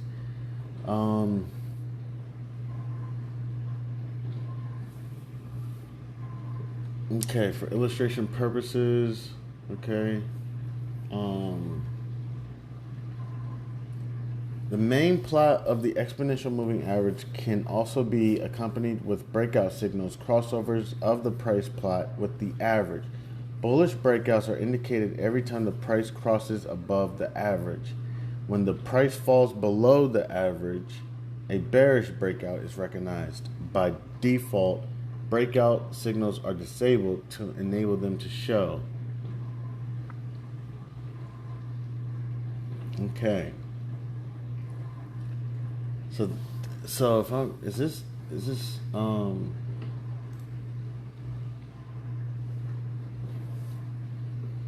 yeah, and I need a brand new chart because I just need to start all over just so I can see things. I don't even want to get rid of. I'm just gonna open up a new chart.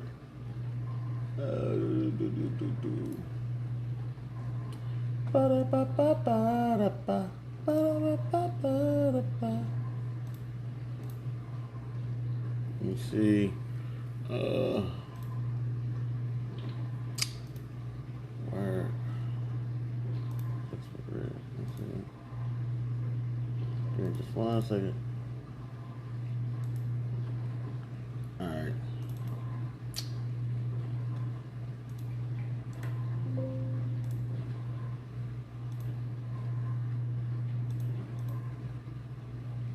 Sorry, I'm trying to figure something out real quick.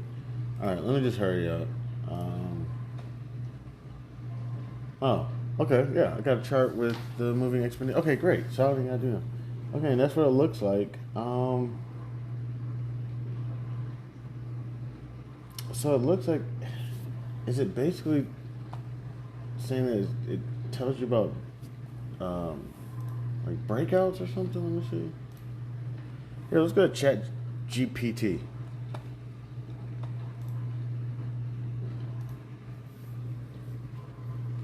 I probably start a new chat.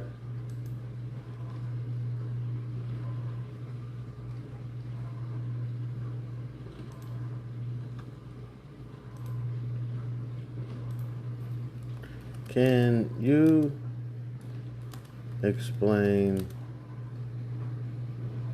moving average exponential?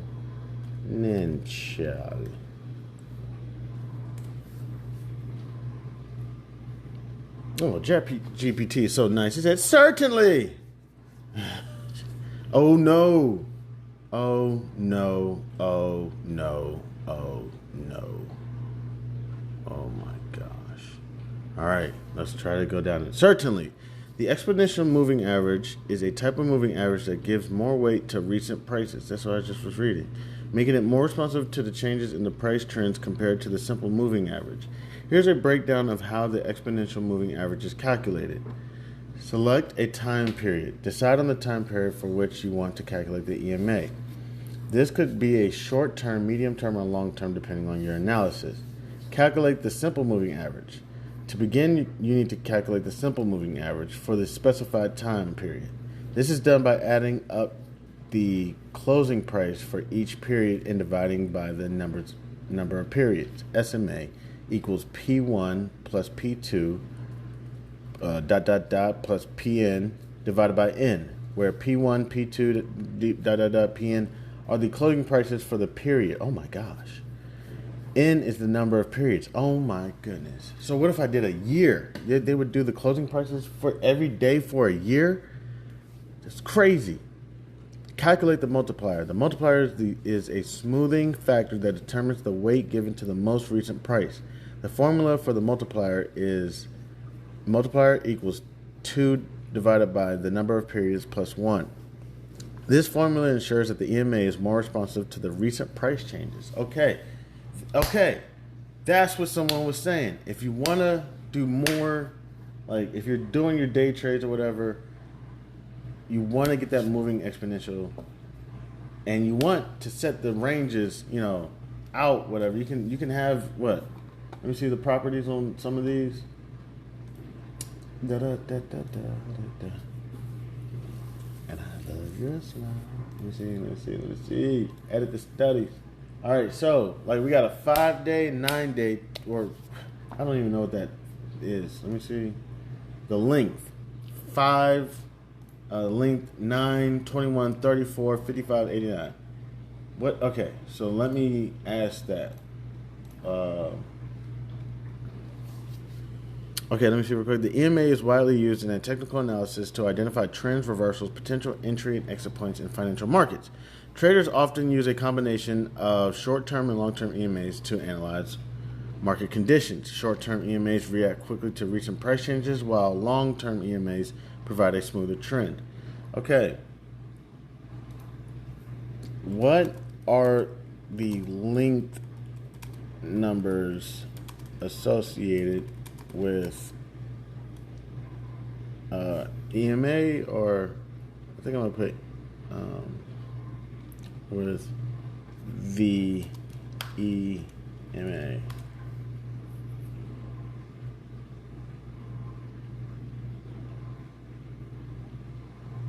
Okay. Goodness gracious, Chat GPT, and let me make sure I say thank you. Thank you.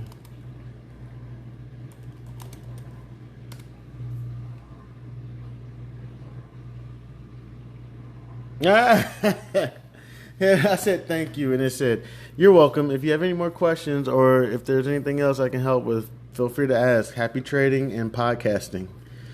You. Oh my gosh, that's crazy.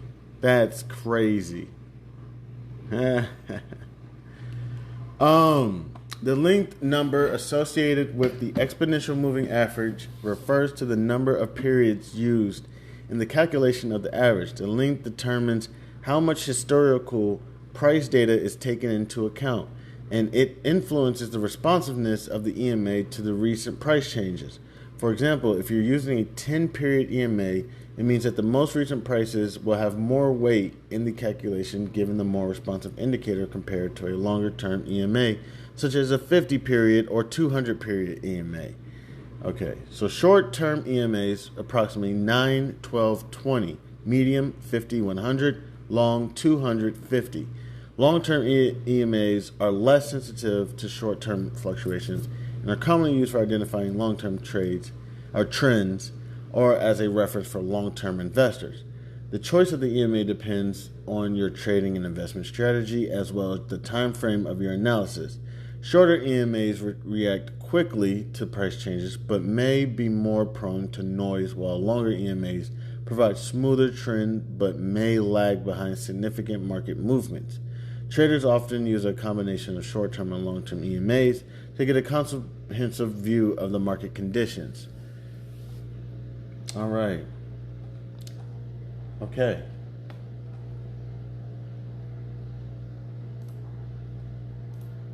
Yeah, okay. All right. So, I'm looking at my EMAs that I'm putting on my chart right now, and I'm just taking a look at them. I want to change some things up. I got like 2 of them that have like the same color. So let me go to edit my studies, and I'm just gonna just try to remember some of these colors. Okay, boom. The five I'm gonna put as like red, because that's gonna be like, hey, pay attention, bitch. Sorry. All right. The 9 is gonna be I don't know, green. Just give me a little information. My 21, I leave as purple. My 34, no, it can't be white. I can make it black. My background is white. See, I didn't even pay attention to that. Like, that was my 34, and my 55 is orange. You can stay orange. 89 is red, which is the same color as my 5. So I need to change you. I want you to be yellow, because I really don't need to pay attention to you much, but I will. So I'm going to give you like a yellow orangish. Yeah. Alright, there you go. I'm going to apply that. And there it goes. It's a little better. And my red, I want my 5 to be thick. Like the line. I want the line to be thicker than the other lines, because I'm going to use that red line to pay attention to what's going on in the market right now. I want to see right now what's going on. So I want that line to stand out to me. I'm actually going to kind of make it a dot, because I want it to stick out to me. All right, so yeah, according to Apple, that red line, it's really smooth, even over it's a 1-year chart. Let me do like a 5-day chart. Oh, there it goes.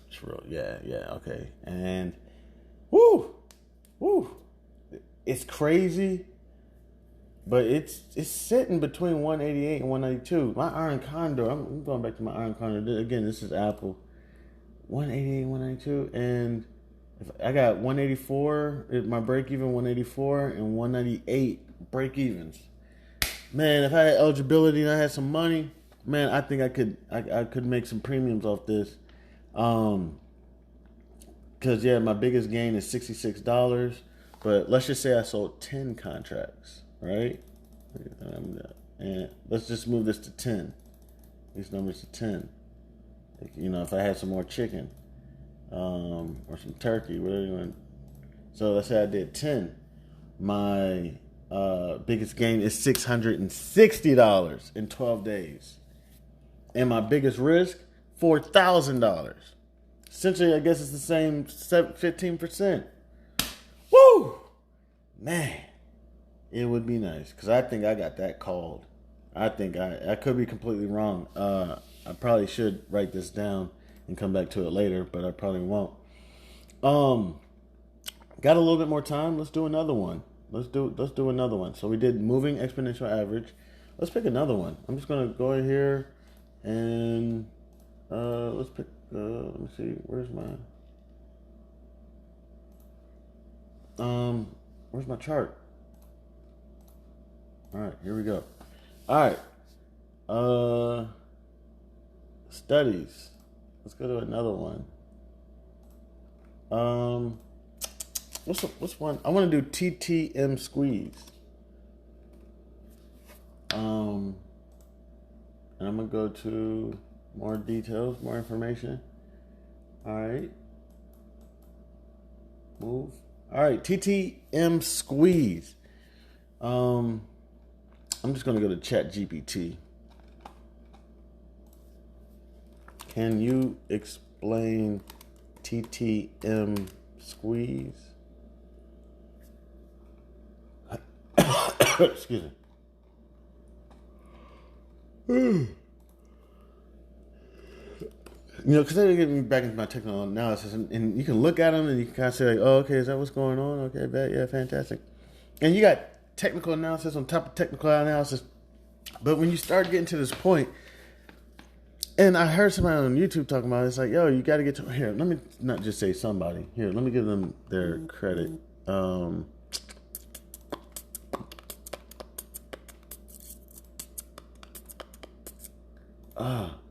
you at, brother? Let me see if I can find them in my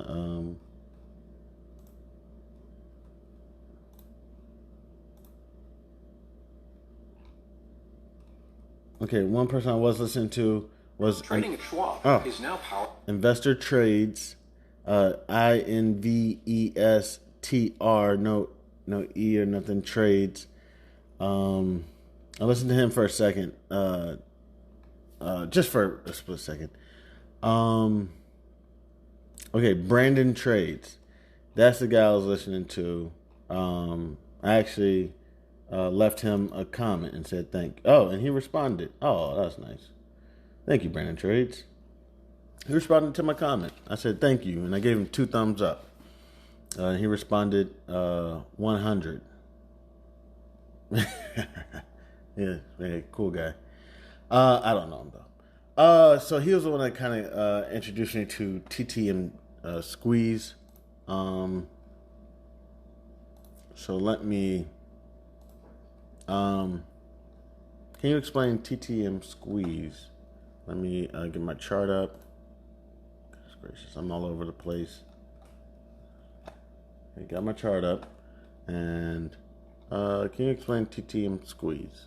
And I'm asking ChatGPT. I wish ChatGPT had a read aloud tool. I'd let it read it. Oh, I'll put it in a Word document. That's what we did earlier, right? So it's just responding right now to me. Give it 1 second. All right. So I'm going to put this in a Word document. Okay, here we are. Just pasting it right now. I used to work customer service. And one thing you do when you work customer service is you kind of just have to tell people what you're doing. Especially, no offense, if you're working with older people or whatnot. If you're quiet, they'll just like, hello? What's going on?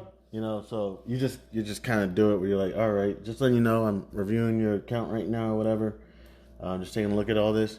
So that's what I'm doing. So let's go ahead. TTM Squeeze. The TTM Squeeze is a technical analysis indicator developed by John Carter of Trade the Markets.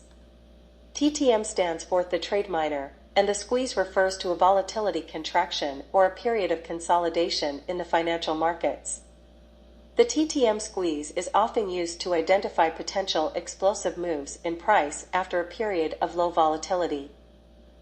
Here's a breakdown of the key components and concepts associated with the TTM squeeze. Bollinger Bands. The TTM squeeze uses Bollinger Bands, which consist of an upper band, a lower band, and a middle, or center, band. The upper and lower bands are typically set at 2 standard deviations above and below the middle band, representing a measure of volatility. Keltner channels. In addition to Bollinger Bands, the TTM squeeze incorporates Keltner channels. Keltner channels are volatility-based bands plotted above and below an exponential moving average. Can I just say I use both of those? So I'm kind of like, yo, can I get rid of my Bollinger Bands and Keltner channels? Because I'm like, yo, I use both of those. And it says it even does more than that. Let's get back. EMA of price. Squeeze indicator. The TTM squeeze indicator. I'm just going to go back. Keltner channels. In addition to Bollinger Bands, the TTM squeeze incorporates Keltner channels. Keltner channels are volatility-based bands plotted above and below an exponential moving average, EMA, of price. Squeeze indicator. The TTM squeeze indicator is the main component of the system. It identifies periods of low volatility or consolidation when the Bollinger Bands move within the Keltner channels.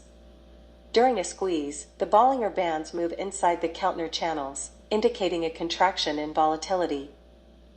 Squeeze release. The TTM squeeze suggests that periods of low volatility are often followed by periods of high volatility or a significant price movement. When the Bollinger Bands move outside the Keltner channels, it indicates a release or expansion of volatility. Traders look for this breakout as a potential signal for a strong and sustained price move. Histogram. The TTM squeeze histogram is often plotted below the price chart. It visually represents the contraction and release phases. Positive values indicate a squeeze, low volatility, and negative values indicate a release, high volatility. Traders often use the TTM squeeze in conjunction with other technical indicators or chart patterns to confirm potential trade opportunities. The idea is to identify periods of low volatility, the squeeze, and prepare for potential significant price movements when volatility expands, the release. As with any technical analysis tool, it's important for traders to use the TTM squeeze in conjunction with other analysis techniques and risk management strategies. So I'm just going to go to ChatGPT real quick and say, what are some good technical analysis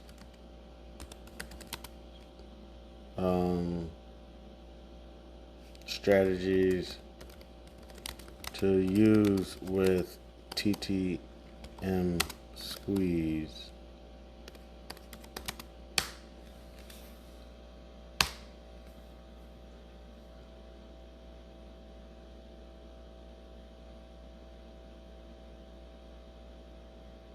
Okay, it's putting his answer out.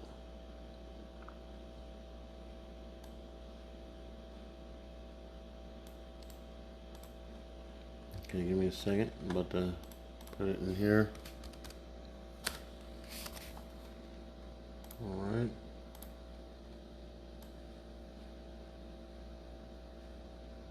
Okay, I'm just going to go ahead and let it read it. It's ChatGPT, by the way.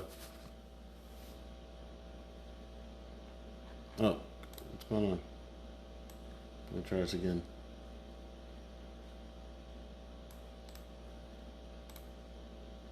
When using the TTM squeeze in technical analysis, traders often combine it with other indicators and strategies to enhance their decision-making process. Here are some technical analysis strategies that are commonly used in conjunction with the TTM squeeze. Trend analysis. Moving averages. Use simple and exponential moving averages to identify the prevailing trend. Confirm the TTM squeeze signals by aligning them with the overall trend direction. Momentum indicators. RSI, Relative Strength Index, combine TTM squeeze signals with RSI to identify potential overbought or oversold conditions, supporting the decision to enter or exit a trade. MACD, Moving Average Convergence Divergence, look for convergence or divergence with TTM squeeze signals to confirm potential trend reversals or continuations. Volume analysis. Volume profile, analyze volume patterns during and after the squeeze to confirm the strength of potential breakouts. High volume during a breakout can be a strong confirmation signal. Support and resistance. Horizontal support and resistance, identify key support and resistance levels on the price chart. Use these levels to set profit targets or stop-loss orders in conjunction with TTM squeeze signals. Chart patterns. Breakout patterns, look for classic breakout patterns, such as triangles, flags, or channels, in conjunction with TTM squeeze signals. A breakout from these patterns can reinforce the squeeze signal. Divergence analysis. Price and indicator divergence. Identify divergence between price and momentum indicators during and after a squeeze. Divergence can signal potential reversals or trend continuation. Multiple time frame analysis. Higher time frame confirmation. Use a higher time frame to confirm TTM squeeze signals on the lower time frame. This helps filter out noise and increases the reliability of the signals. Remember that no single indicator or strategy is foolproof, and it's crucial to use a combination of tools for a well-rounded analysis. Additionally, practice good risk management by setting stop-loss orders and position sizes that align with your risk tolerance. It's recommended to backtest any strategy thoroughly and consider using paper trading or a demo account before implementing it with real money. All right. Yeah, I actually use a few of those. I use the RSI, use the MACD. Another one I like to use is CCI. But they're saying with the moving average, you can also, let me see, you can also use the RSI and the MACD, so that's going to be kind of cool because I already kind of use those. But they gave me kind of a different definition, or a different kind of way, convergence and divergence. Got to do my research on that. Let me see real quick. I was just working on something. Hold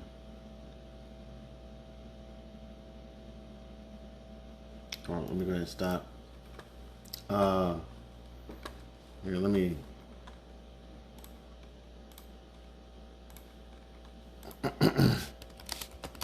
Explain convergence and divergence.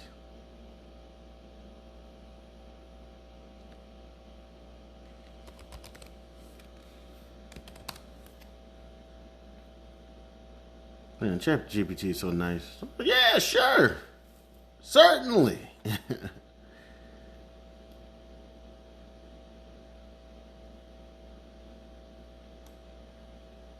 Alright, let me go ahead and get this answer. I just said, can you explain convergence and divergence? I hear investors use that as terms. If I'm correct, I know exactly what it means. And that, that's the thing, is you don't want to come off like you're arrogant or whatever. Because also with a lot of, depending on where you learn from, it could be different could be different jargon and whatnot. So, but I want to go ahead because somebody I talked to likes to use this term. So let me go ahead. I want to just do my research on it. Pick up patterns. Where did? Okay, here we go.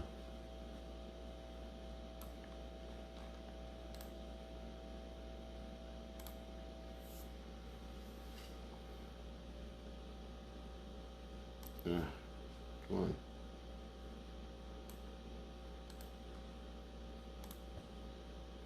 Certainly. Convergence and divergence are terms commonly used in technical analysis to describe the relationships between the price of an asset and a related indicator, such as a momentum oscillator. They can provide valuable insights into potential trend changes or continuations. Convergence. Price and indicator moving toward each other. Convergence occurs when the price of an asset and a related indicator move toward each other. In the context of oscillators like the MACD or RSI, it often refers to the price making new highs or lows while the indicator is also making new highs or lows, indicating agreement between the two. Example, if a stock is making higher highs, and the RSI is also making higher highs, it suggests that the price trend is supported by momentum, and there is agreement between price action and the indicator. Interpretation, convergence can be a sign of a strong trend. However, it's essential to use other analysis tools to confirm signals and consider potential overbought or oversold conditions. Divergence. Price and indicator moving away from each other. Divergence occurs when the price of an asset and a related indicator move away from each other. This can be a warning sign that the current trend may be losing momentum or that a reversal is imminent. Example, if a stock is making higher highs, but the RSI is making lower highs, it suggests that the upward momentum is weakening, and there may be potential for a trend reversal. Interpretation, divergence can be a powerful signal for a potential reversal, but it's important to note that it doesn't guarantee an immediate change in trend. Traders often look for confirmation from other indicators or chart patterns. In summary, convergence and divergence provide traders with clues about the strength and sustainability of a trend. Convergence suggests that the trend is supported by strong momentum, while divergence may indicate a potential weakening of the trend. These concepts are often used in conjunction with other technical analysis tools to make more informed trading decisions. Keep in mind that false signals can occur, so it's essential to use multiple forms. Okay, so I'm going to go ahead and, so along with using my moving exponential, because this chart, if I'm correct, making sure this is the right chart, is that I'm working on is going to be basically my, I guess, my day trading chart as much as I can before they shut me down. So let me go ahead. I'm going to add that. Okay, you move that. And yeah, I can see, the price with the indicator. Okay, cool. This is, I gotta get ready to cut this off. We can do a couple more. Let me go ahead and take a quick break. I want to thank anybody and everybody who decided to stop by and kick it with me. I appreciate it. I'm Chairman. This is House of Barf. Introducing the Listener Support Program, fueling the future and quality of House of Barf. Dear loyal listeners, at the House of Barf, we strive to bring you the most engaging, informative, and entertaining content every day into the world of business, accounting, regulation, and finance. We strive to provide you with expert knowledge, practical tips, and thought-provoking discussions to help you excel in your financial endeavors. We are dedicated to fostering meaningful conversations, sharing valuable insights, and creating a community of like-minded individuals who are passionate about business, accounting, regulation, and finance. Producing high-quality content requires dedication, resources, and effort from a talented team of one, me, but in the future, hopefully I'll have a team. That's why we are excited to introduce our Listener Support Program. This initiative allows you, our cherished audience members, to play a pivotal role in shaping the future and the content and assuring House of Barf's sustainability. In the future, becoming a supporter, you'll be able to enjoy a range of exclusive benefits. Benefits that I'm hoping to be able to bring eventually: early access to episodes, access to episodes that are not, public, that are not accessible to everyone, possibly even create better content. And then all those mistakes I make, maybe I'll put them in a separate episode. You'll be able to get some behind the scenes stuff, and other exclusive things such as merchandise. Possibly I have, a children's book coming out. May be able to offer that. Your support goes directly towards enhancing the quality of our content, expanding our reach, our research, and investing in new resources and technology to bring you even better experiences. Your contribution will help us continue to deliver thought-provoking discussions, captivating stories, and insightful I didn't mean to say that. Maybe in the future, may possibly interview someone that will keep you engaged and inspired. Join us in shaping the future of House of Barf by becoming a supporter today. Your generosity empowers us to keep our conversations alive and ensures that we can contribute to provide valuable content to audiences around the United States and hopefully in the future of the world. To support us, simply visit podcasters.spotify.com. Then you can get to House of Barf. Also, it is on Spotify.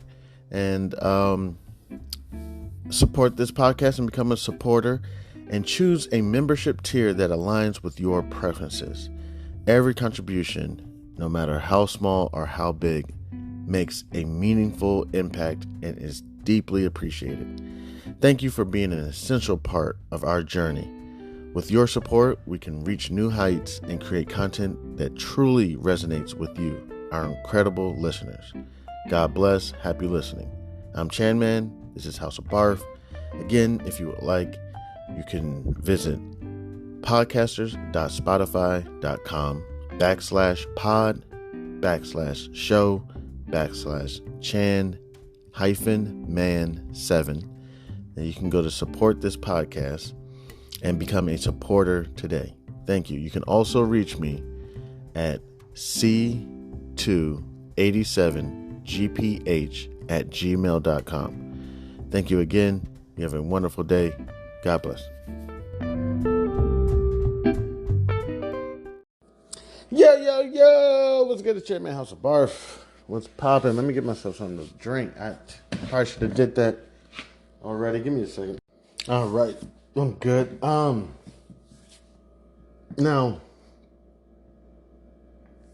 I'm not sure if we went over the MACD already. Did I already ask what the MACD was? But it was about the, it did kind of explain already the moving average, convergence, divergence, looking for convergence or divergence. It kind of did go over it, but we can go over it real quick. Can you explain the MACD?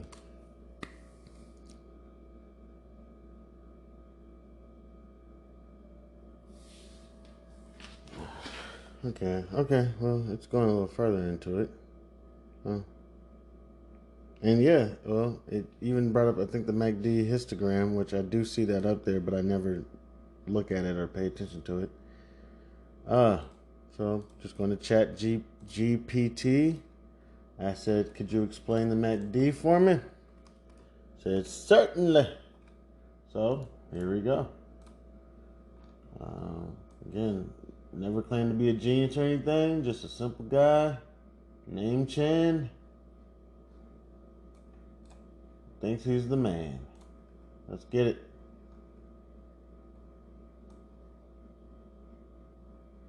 It's taking a little bit. Let's try to get it. All right, we good? Certainly. Convergence and divergence are terms commonly used in technical analysis to describe the relationships between the price of an asset and a related indicator, such as a momentum oscillator. They can provide valuable insights into potential trend changes or continuations. Convergence. Price and indicator moving toward each other. Convergence occurs when the price of an asset and a related indicator move toward each other. In the context of oscillators like the MACD or RSI, it often refers to the price making new highs or lows while the indicator is also making new highs or lows, indicating agreement between the two. Example, if a stock is making higher highs, and the RSI is also making higher highs, it suggests that the price trend is supported by momentum, and there is agreement between price action. Oh, my bad. Didn't have to do all that. Goodness gracious. I was just trying to look at my chart at the same time, but I guess, yeah. Come on, man. What? All right. Between. That's right there. Agreement between price action and the indicator.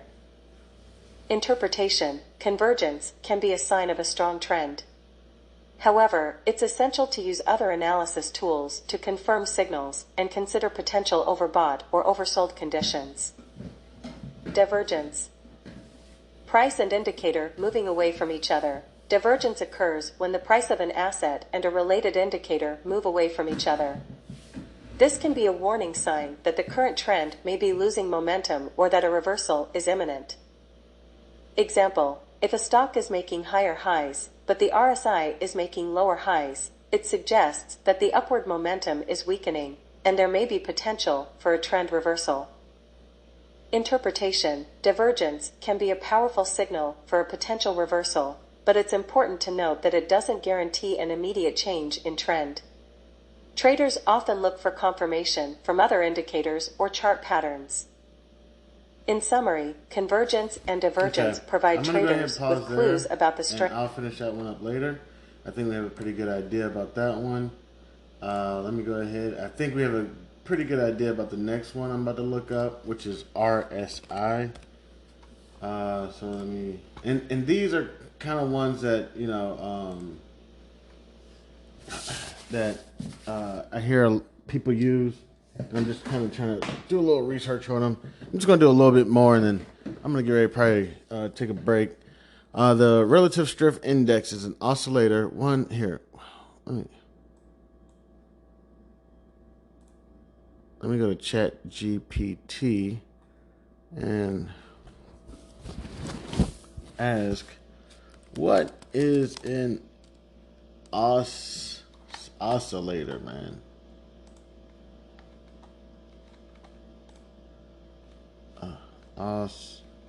Goodness gracious. OSCI. Okay. OSCILLATOR. What is an oscillator?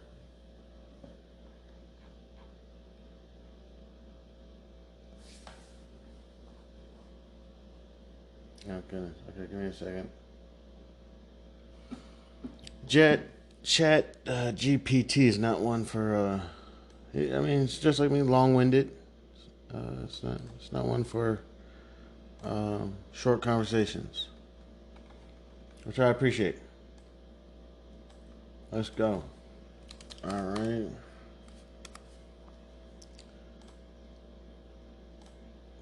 I was about to ask, what is an oscillator?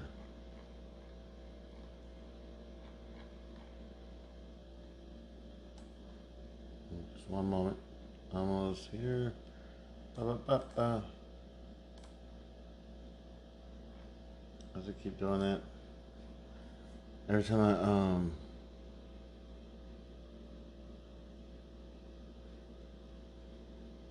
I say read it loud, it doesn't do it, and then the second time I do it, it does it. In the context of technical analysis, an oscillator is a type of technical indicator that fluctuates above and below a centerline or between two extreme values, providing insights into the momentum, strength, and potential overbought or oversold conditions in a financial instrument's price. Oscillators are particularly useful for traders and analysts to identify potential reversal points, trend strength, and potential market turning points. They are often plotted below the price chart and can be used in conjunction with other technical analysis tools. Here are some common oscillators. Relative Strength Index, RSI. Calculation, RSI compares the magnitude of recent gains to recent losses over a specified time period. Interpretation, RSI values above 70 are often considered overbought, suggesting a potential reversal to the downside. Values below 30 are considered oversold, suggesting a potential reversal to the upside. Moving Average Convergence Divergence, MACD. Over that one. Interpretation, MACD Stochastic Oscillator. Calculation, stochastic compares a security's closing price to its price range over a specified time period. Interpretation, values above 80 suggest overbought conditions, while values below 20 suggest oversold conditions. Traders often look for crossovers and divergence for potential entry or exit signals. Okay, give me just one moment. I'm going to add this stochastic oscillator. Give me just one more second. Come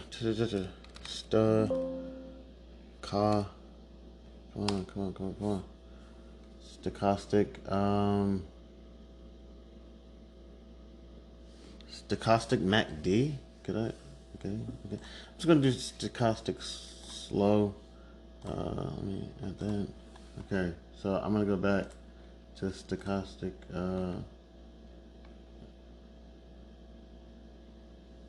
anything over 80 suggests overbought conditions. Okay. And currently, the price, it's the price over specified time. It looks like the price, or whatever it's over 80. It's at 80.545 right now. So it's in overbought territory, I guess, according to this. Let me go ahead and get back. Commodity Channel Index, CCI. Calculation, CCI measures the relationship between an asset's price and its statistical average.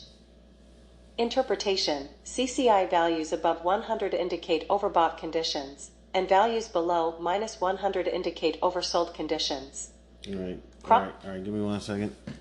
I'm about to add the CCI. All right.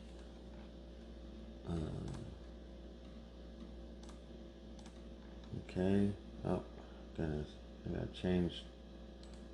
I gotta edit my studies. It can't be white. My background's white. You can blue. I'll make it blue. All right. There we go. I can see you now. All right, and it's well over 100. It's at 120. This is still Apple. Here, I'll one. CCI values above 100 indicate overbought conditions, and values below -100 indicate oversold conditions. Crossovers and extreme values are often used as potential reversal signals. Williams %R. Calculation: Williams %R measures a security's closing price in relation to the high-low range over a specified time period. Interpretation: values above -20 indicate overbought conditions, and values below -80 indicate oversold conditions. Traders look for crossovers and divergence for potential trend reversals. Oscillators are valuable tools for traders to identify potential buying or selling opportunities and to gauge the strength and direction of trends. However, like any technical indicator, they are not foolproof and should be used in conjunction with other forms of analysis and risk management strategies. Amen. Amen. I totally agree. All right. We went over a few here. We'll just pick one randomly because I could kind of see that some of them cross each other. So I'm just gonna go. Let's go. Intraday flag formation. All right. ChatGPT, you're up again. Can you explain the intraday flag formation?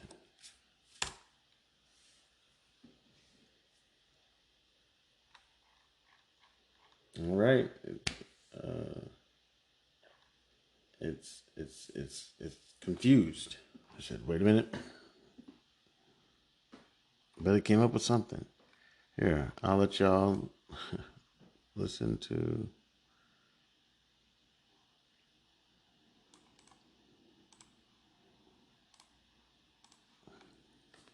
Confusion in the terminology you've used. Wow. It seems there might be a slight confusion in the terminology you've used. There isn't a specific technical analysis pattern or indicator commonly referred to as intraday flag formation. However, I can provide information on the common intraday trading pattern called a flag pattern and how it might be applied in intraday trading. Flag pattern. Is that correct? Oh, this is intraday flag formation. Okay.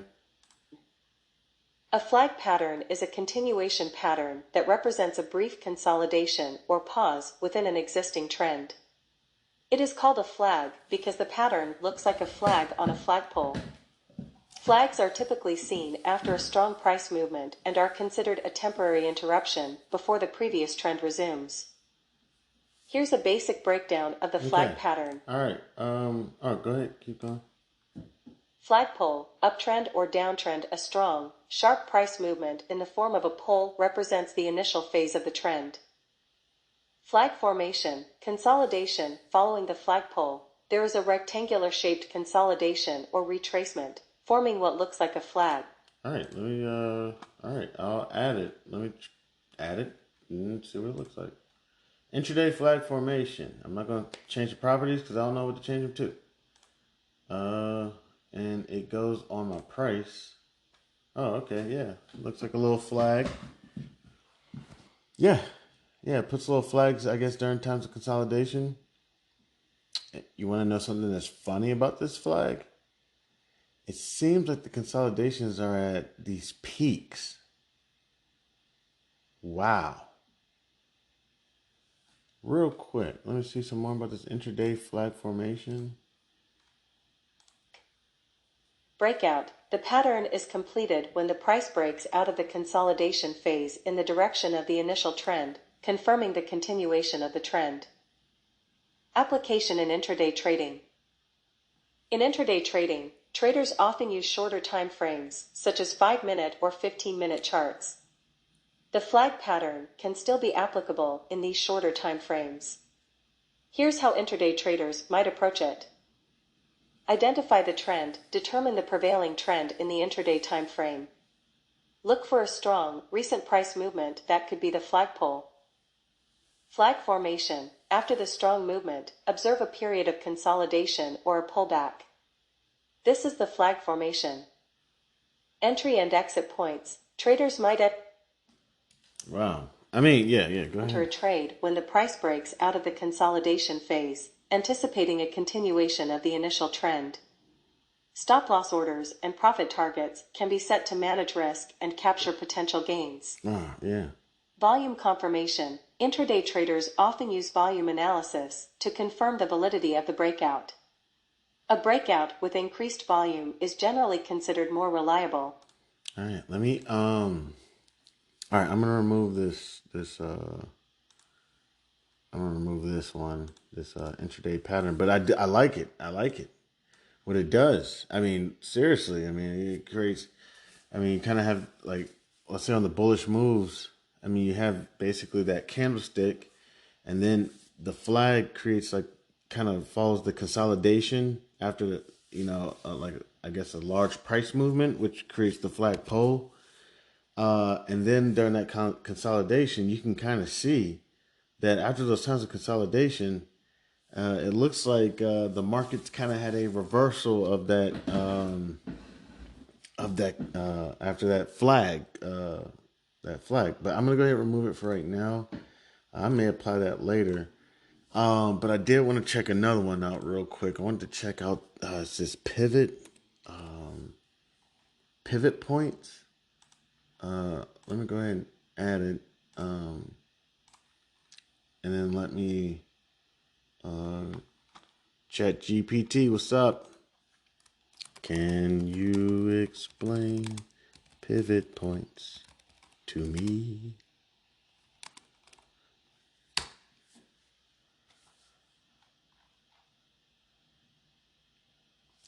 All right. Looks like we're getting some formulas. Fantastic. I'm going to write down these formulas one day. And that's the thing I'll be talking about with these newer investors, man. It's kind of like I talk to people, my young trap stars, which I really don't associate with, anybody anymore much. Chat GBT and this podcast are my friends. I've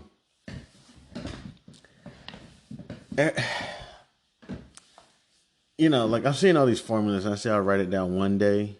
One day, I actually, if I'm still trading, which I plan on trading for a while, I actually will write down these formulas. You know what I'm saying? And, you try to go over things with these newer traders and, younger trap stars, who tell us stay out of the trap, but they want to enter the trap anyways. And they want to grow to become Pablo Escobar.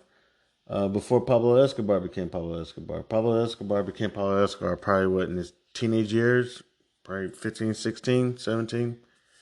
So they're trying to beat him to it. And by the time he was 21, 22, I don't know. He was probably already a multi-millionaire, billionaire.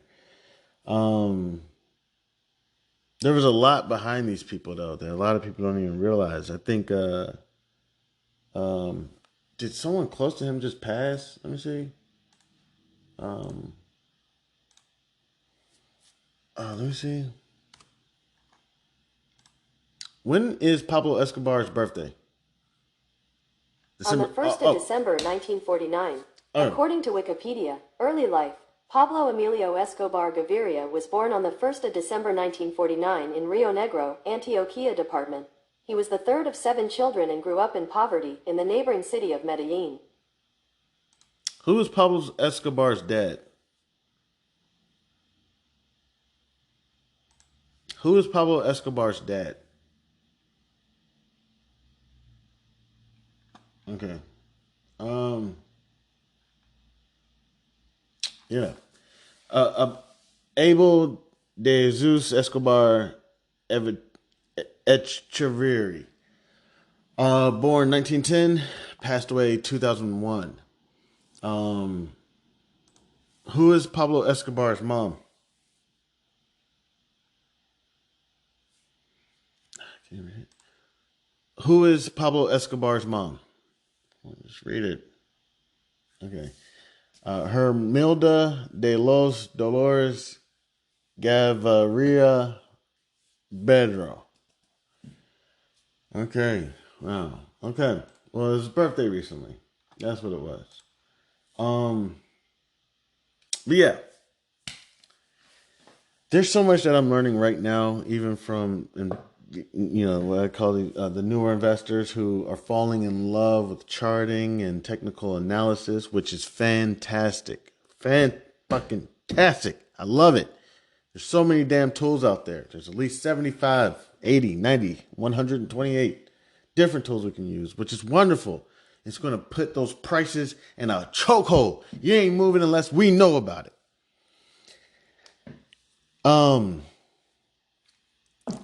At the same time, it's kind of like, they're going for that buck. That's why the technical analysis is going to just beat it and because we're going to put it in a chokehold, and the next time it moves, we're going to be on it. Okay, we're going to see it and we're going to get it. And you gotta take your time. Take your time. Sip some wine. Because I'm telling you, everything does not move the same. You gotta know what to do.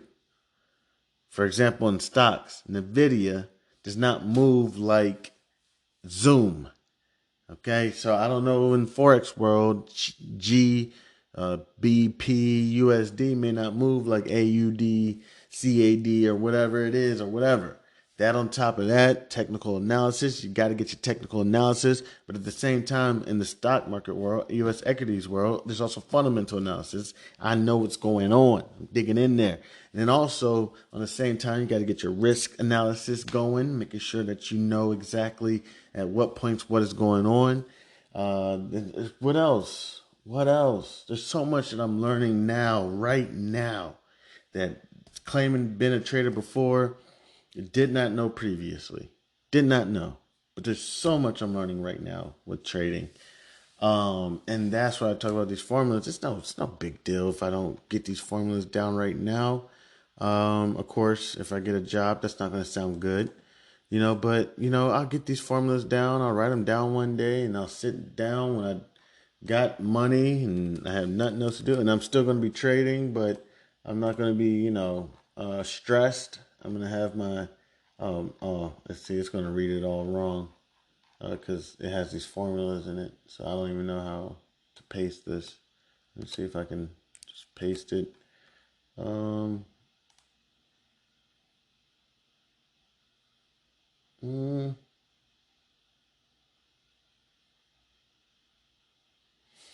right, let's see if I can just leave it as it is and then see if it'll still read it. It's going to be reading all chopped up and wrong, but it's all good. Certainly.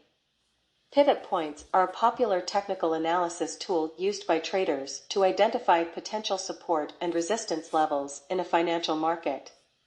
They are especially common in intraday trading, but can be applied to various timeframes. Pivot points help traders determine key price levels that might influence future price movements. I'm going to stop there because that's when the formulas start up.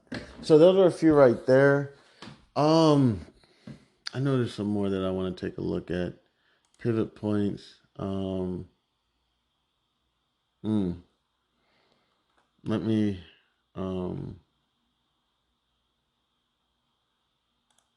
I think I can go ahead and start right there for a little bit. I'm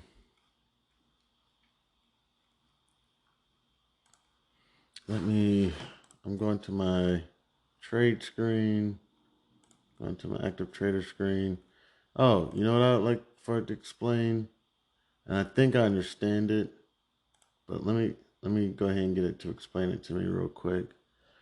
ChatGPT, you're up again. All right.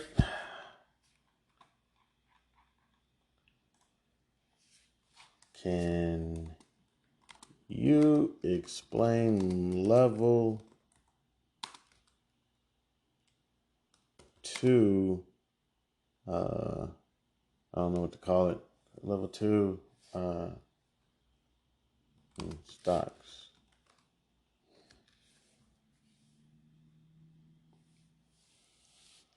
I think that's about it. Yeah, let me see.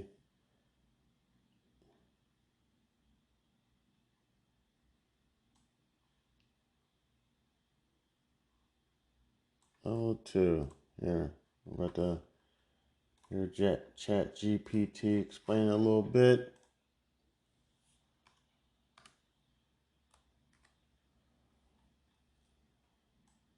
Okay, highlight.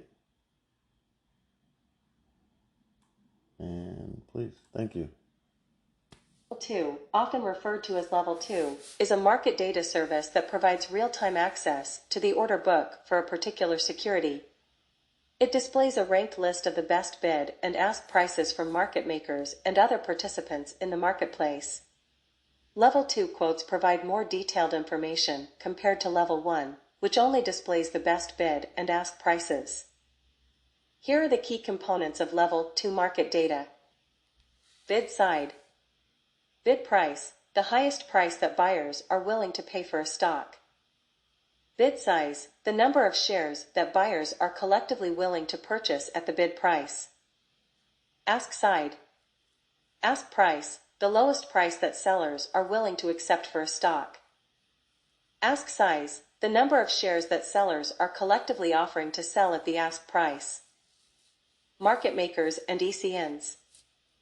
Market makers, these are entities that facilitate trading by continuously quoting bid and ask prices.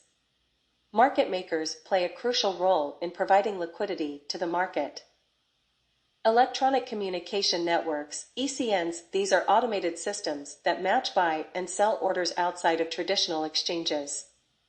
ECNs display orders on Level 2. Order types. Market orders, orders to buy or sell a security at the current market price. They are typically executed immediately. Limit orders, orders to buy or sell a security at a specific price or better. They may be partially or fully filled based on market conditions. Depth of market. Level 2 provides a depth of market view, allowing traders to see the entire order book, not just the best bid and ask. This depth can help traders gauge the overall market interest and potential areas of support or resistance. Time and sales data. In addition to bid and ask information, Level 2 systems may also include time and sales data, showing the recent trades executed for a given security. How traders use Level 2.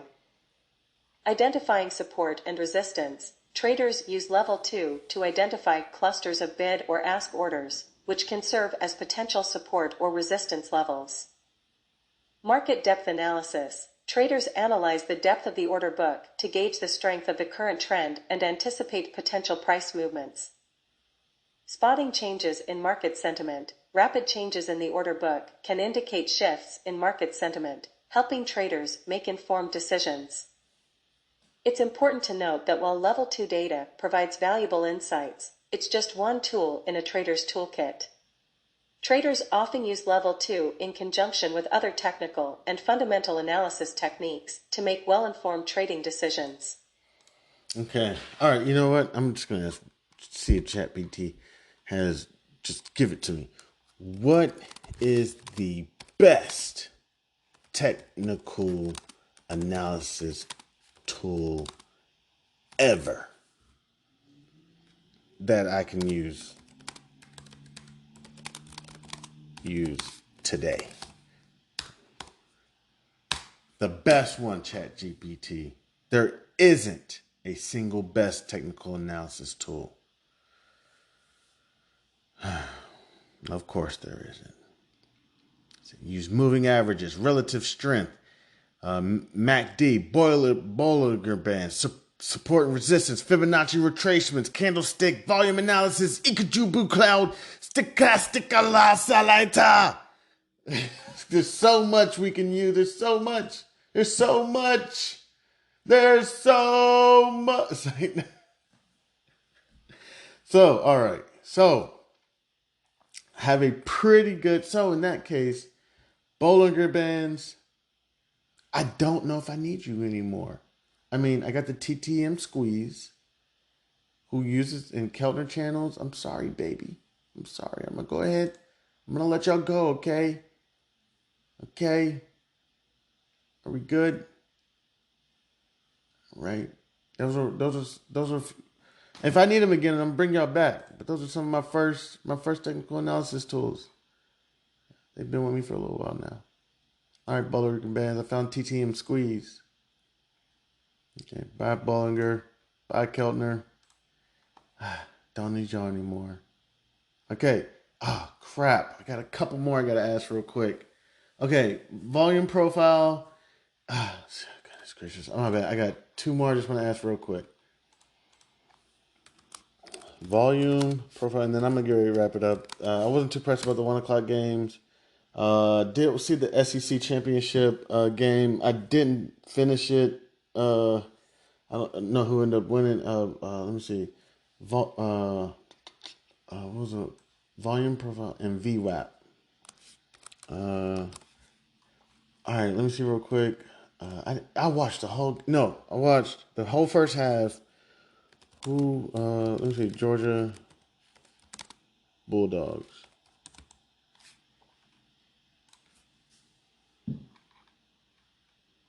Alabama won. Oh, all right. Big ups. Big ups. Served the Bulldogs their first loss, right? So they both ended the season 12-1. Fantastic, fellas.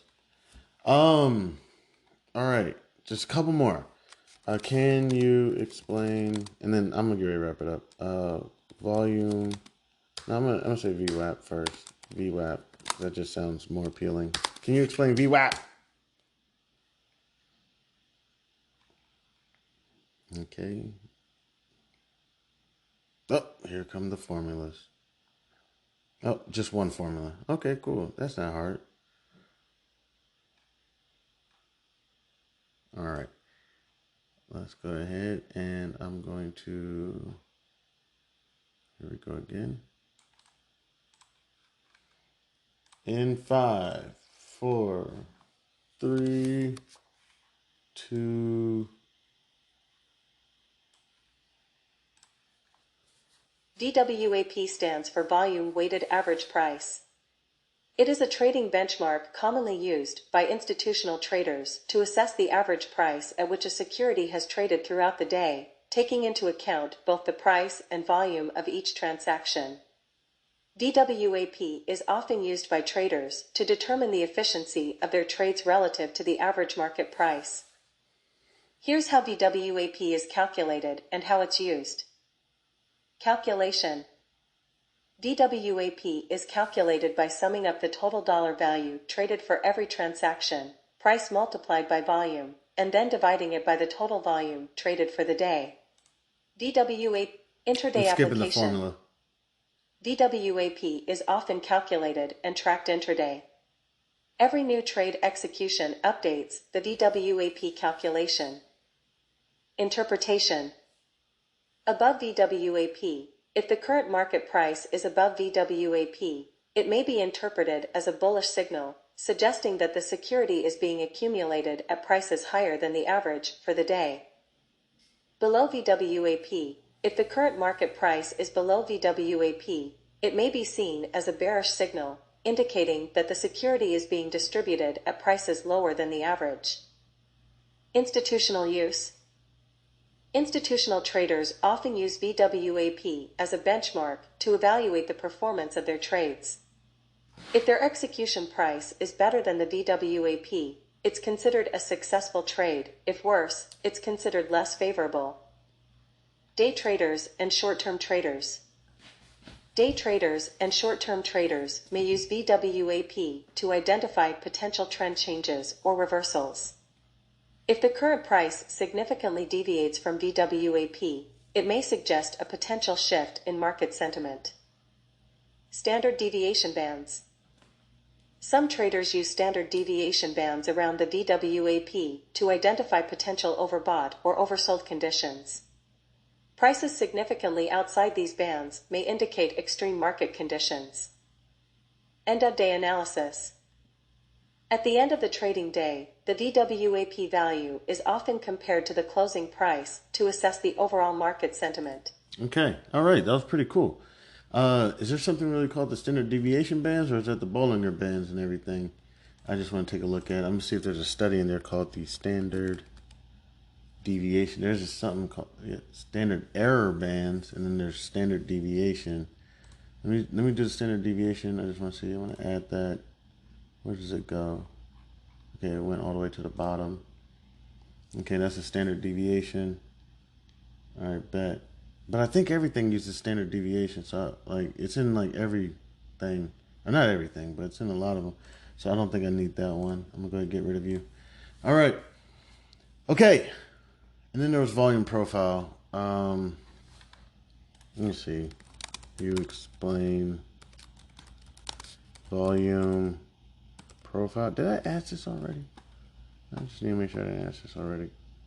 Okay, I'm just gonna ask it. Profile.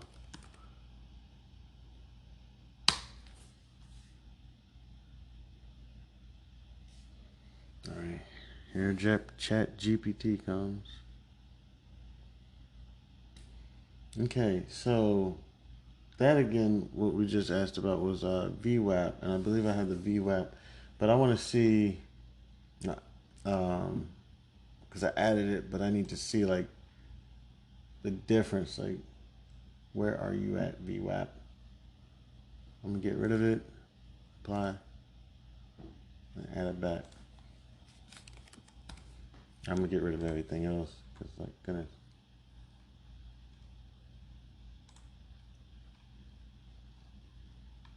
Let me just move it to the bottom by itself, so at least I can see it. Okay, that's the VWAP. Okay, bet.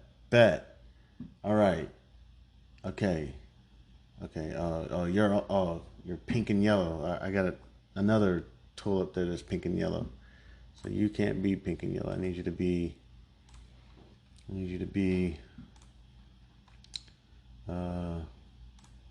Let's try. Crap. I need you to be like a. Let's go like a blue and. Oh, can't remember.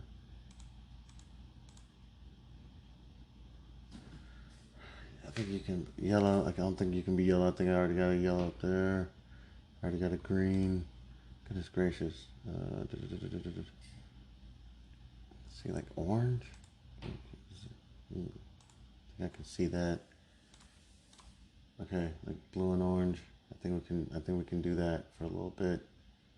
All right, so I'm gonna move this up to back where it was with the price. Okay. All right. Okay, I can see you now. Okay, so that's the average price throughout the day. Let me see. What are you talking about? VWAP, average price of which the security has traded out throughout the day.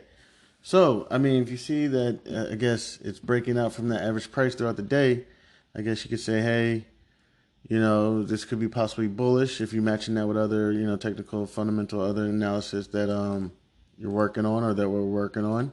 And that gives us just a little bit more indication of what's going on. Now, let me go ahead, and this is going to be the last and final one for today. And I may do some more research later, but I'm not sure if I tell y'all, like, I try not to do research and not turn on the mic. I really do try. But some of this stuff, like I was working on this MetaTrader 5. Man, this stuff was I really couldn't understand it, but I'm finally starting to get. I mean, I'm kind of proud of my. I'm not even gonna pull it up right now, but I'm kind of proud about it. I'm getting it better. And also, one of my boys was asking me about footprints with charting. I believe this is how this volume profile, as well as me working on my active trading page and working on my level 2 and everything, because I'm not sure exactly if Thinkorswim has the footprints that maybe they may be referring to, which is essentially the candlesticks that like essentially just break it all down. I don't think my platform has that right now, but there is like the active trading tool, as long as you also get the level 2, which I think pretty much if you could push all together, kind of gives you that information made into the footprint that that my buddy may be looking for. But yeah, just gonna keep working on it. If there's something I'm missing, because there's so much technical analysis stuff. But here, let's go ahead and go over this volume profile real quick. That I also looks like I added to my chart. Let me go ahead and see real quick. Volume profile is a trading analysis tool that shows the distribution of a security's trading volume at various price levels over a specified period. Unlike traditional price-based charts, volume profile focuses on the relationship between price and volume, helping traders identify areas of high or low interest and potential support or resistance zones. This tool is often used by both short-term and long-term traders to make informed trading decisions. Here's a basic explanation of how volume profile works. Vertical histogram. Volume profile is typically presented as a vertical histogram chart that appears on the side of the price chart. The histogram bars represent the volume traded at different price levels. Key components. Point of control, POC, the price level at which the most volume was traded. It often represents a significant area of interest. Value area, a range of prices where a specified percentage of the total volume occurred, commonly 70% or 80%. High volume nodes, HVN price levels with high volume, indicating strong areas of support or resistance. Low volume nodes, LVN price levels with low volume, suggesting areas where price may move more easily. Interpretation. Strong areas, high volume nodes, and the point of control are considered strong areas of interest. They may act as support or resistance. Weak areas, low volume nodes indicate areas with less trading interest, and price may move more freely through these zones. Use in trading.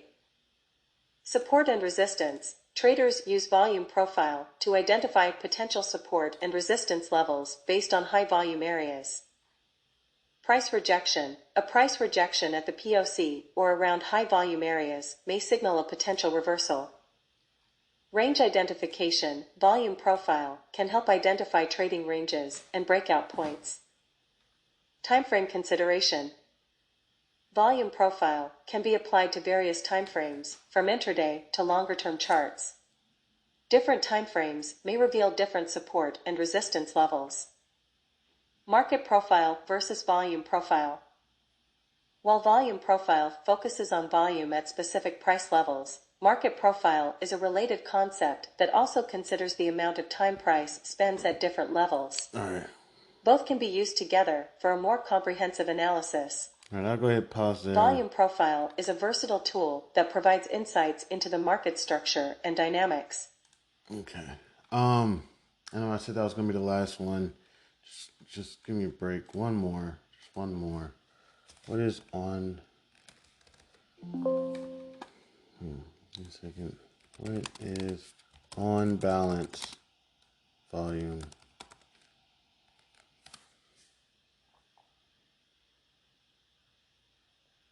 It's a moment. I'm just going to read this one real quick. It's a momentum indicator that combines price and volume analysis to assess the flow of money. Got some formulas too. We assess the flow of money in and out of a security. It was developed by Joseph Granville and is used to identify potential changes in price direction or analyze the relationship between volume and price movements. The idea between on-balance volume is that volume precedes price. In other words, if the volume increases on days when the price is higher, it is considered positive, signaling buying pressure. Conversely, if volume increases on days that the price closes lower, it is considered negative, signaling selling pressure. There's more. There's the formula, but okay. I think we have an idea of that. All right, I'm going to go ahead and wrap it up after that one. Thank you so much to anybody and everybody. I think we just went over a lot of technical analysis. Well, that is more so again, just brushing up on it. Spending time working on it because I could brush up on my technical analysis. So yeah, that was just one thing I was just working on because it's like it's always good sometimes to, you got the tools you use. It's always good sometimes to step your game up. You know what I'm saying? That's what's wonderful about being around newer investors, people getting in, because they're refreshing, they're fresh, and they're bringing so much of that new, not new, but stuff that maybe you used, but you always kind of found, or myself, I even found a way to kind of like how you can get rid of one technical analysis tool, get rid of two technical analysis tools, because one technical, the TTM squeeze, does incorporate the Bollinger Bands and the Keltner channels. So you don't really got to have the Bollinger Bands and Keltner channels or other various things. The CCI may be a little bit more accurate than the RSI, but you can use them both together, but maybe you get rid of the RSI. Who knows? However you want to work it out. But it's good sometimes to just, have a nice refresher. And not to mention as myself as well, newer again, because I haven't been doing this type of trading lately, but I'm going to make sure I try to save this chart because this is going to be more so my, if I'm correct, if I have the eligibility and everything, my day trading chart. But this is something else that I haven't worked on is there's different charts. What if you have a long-term investment? I'm using a day trading chart to analyze a long-term trade or however it is, so basically went over that and we're good to go. Hope you're enjoying football Sunday, football family Sunday, because football is family. And hope your health is good. Hope your wealth is good. Thank you so much to anybody and everybody who decided to stop by and kick it with your mans. I appreciate it. I'm Chan Man, and this is House of Barf. Blah!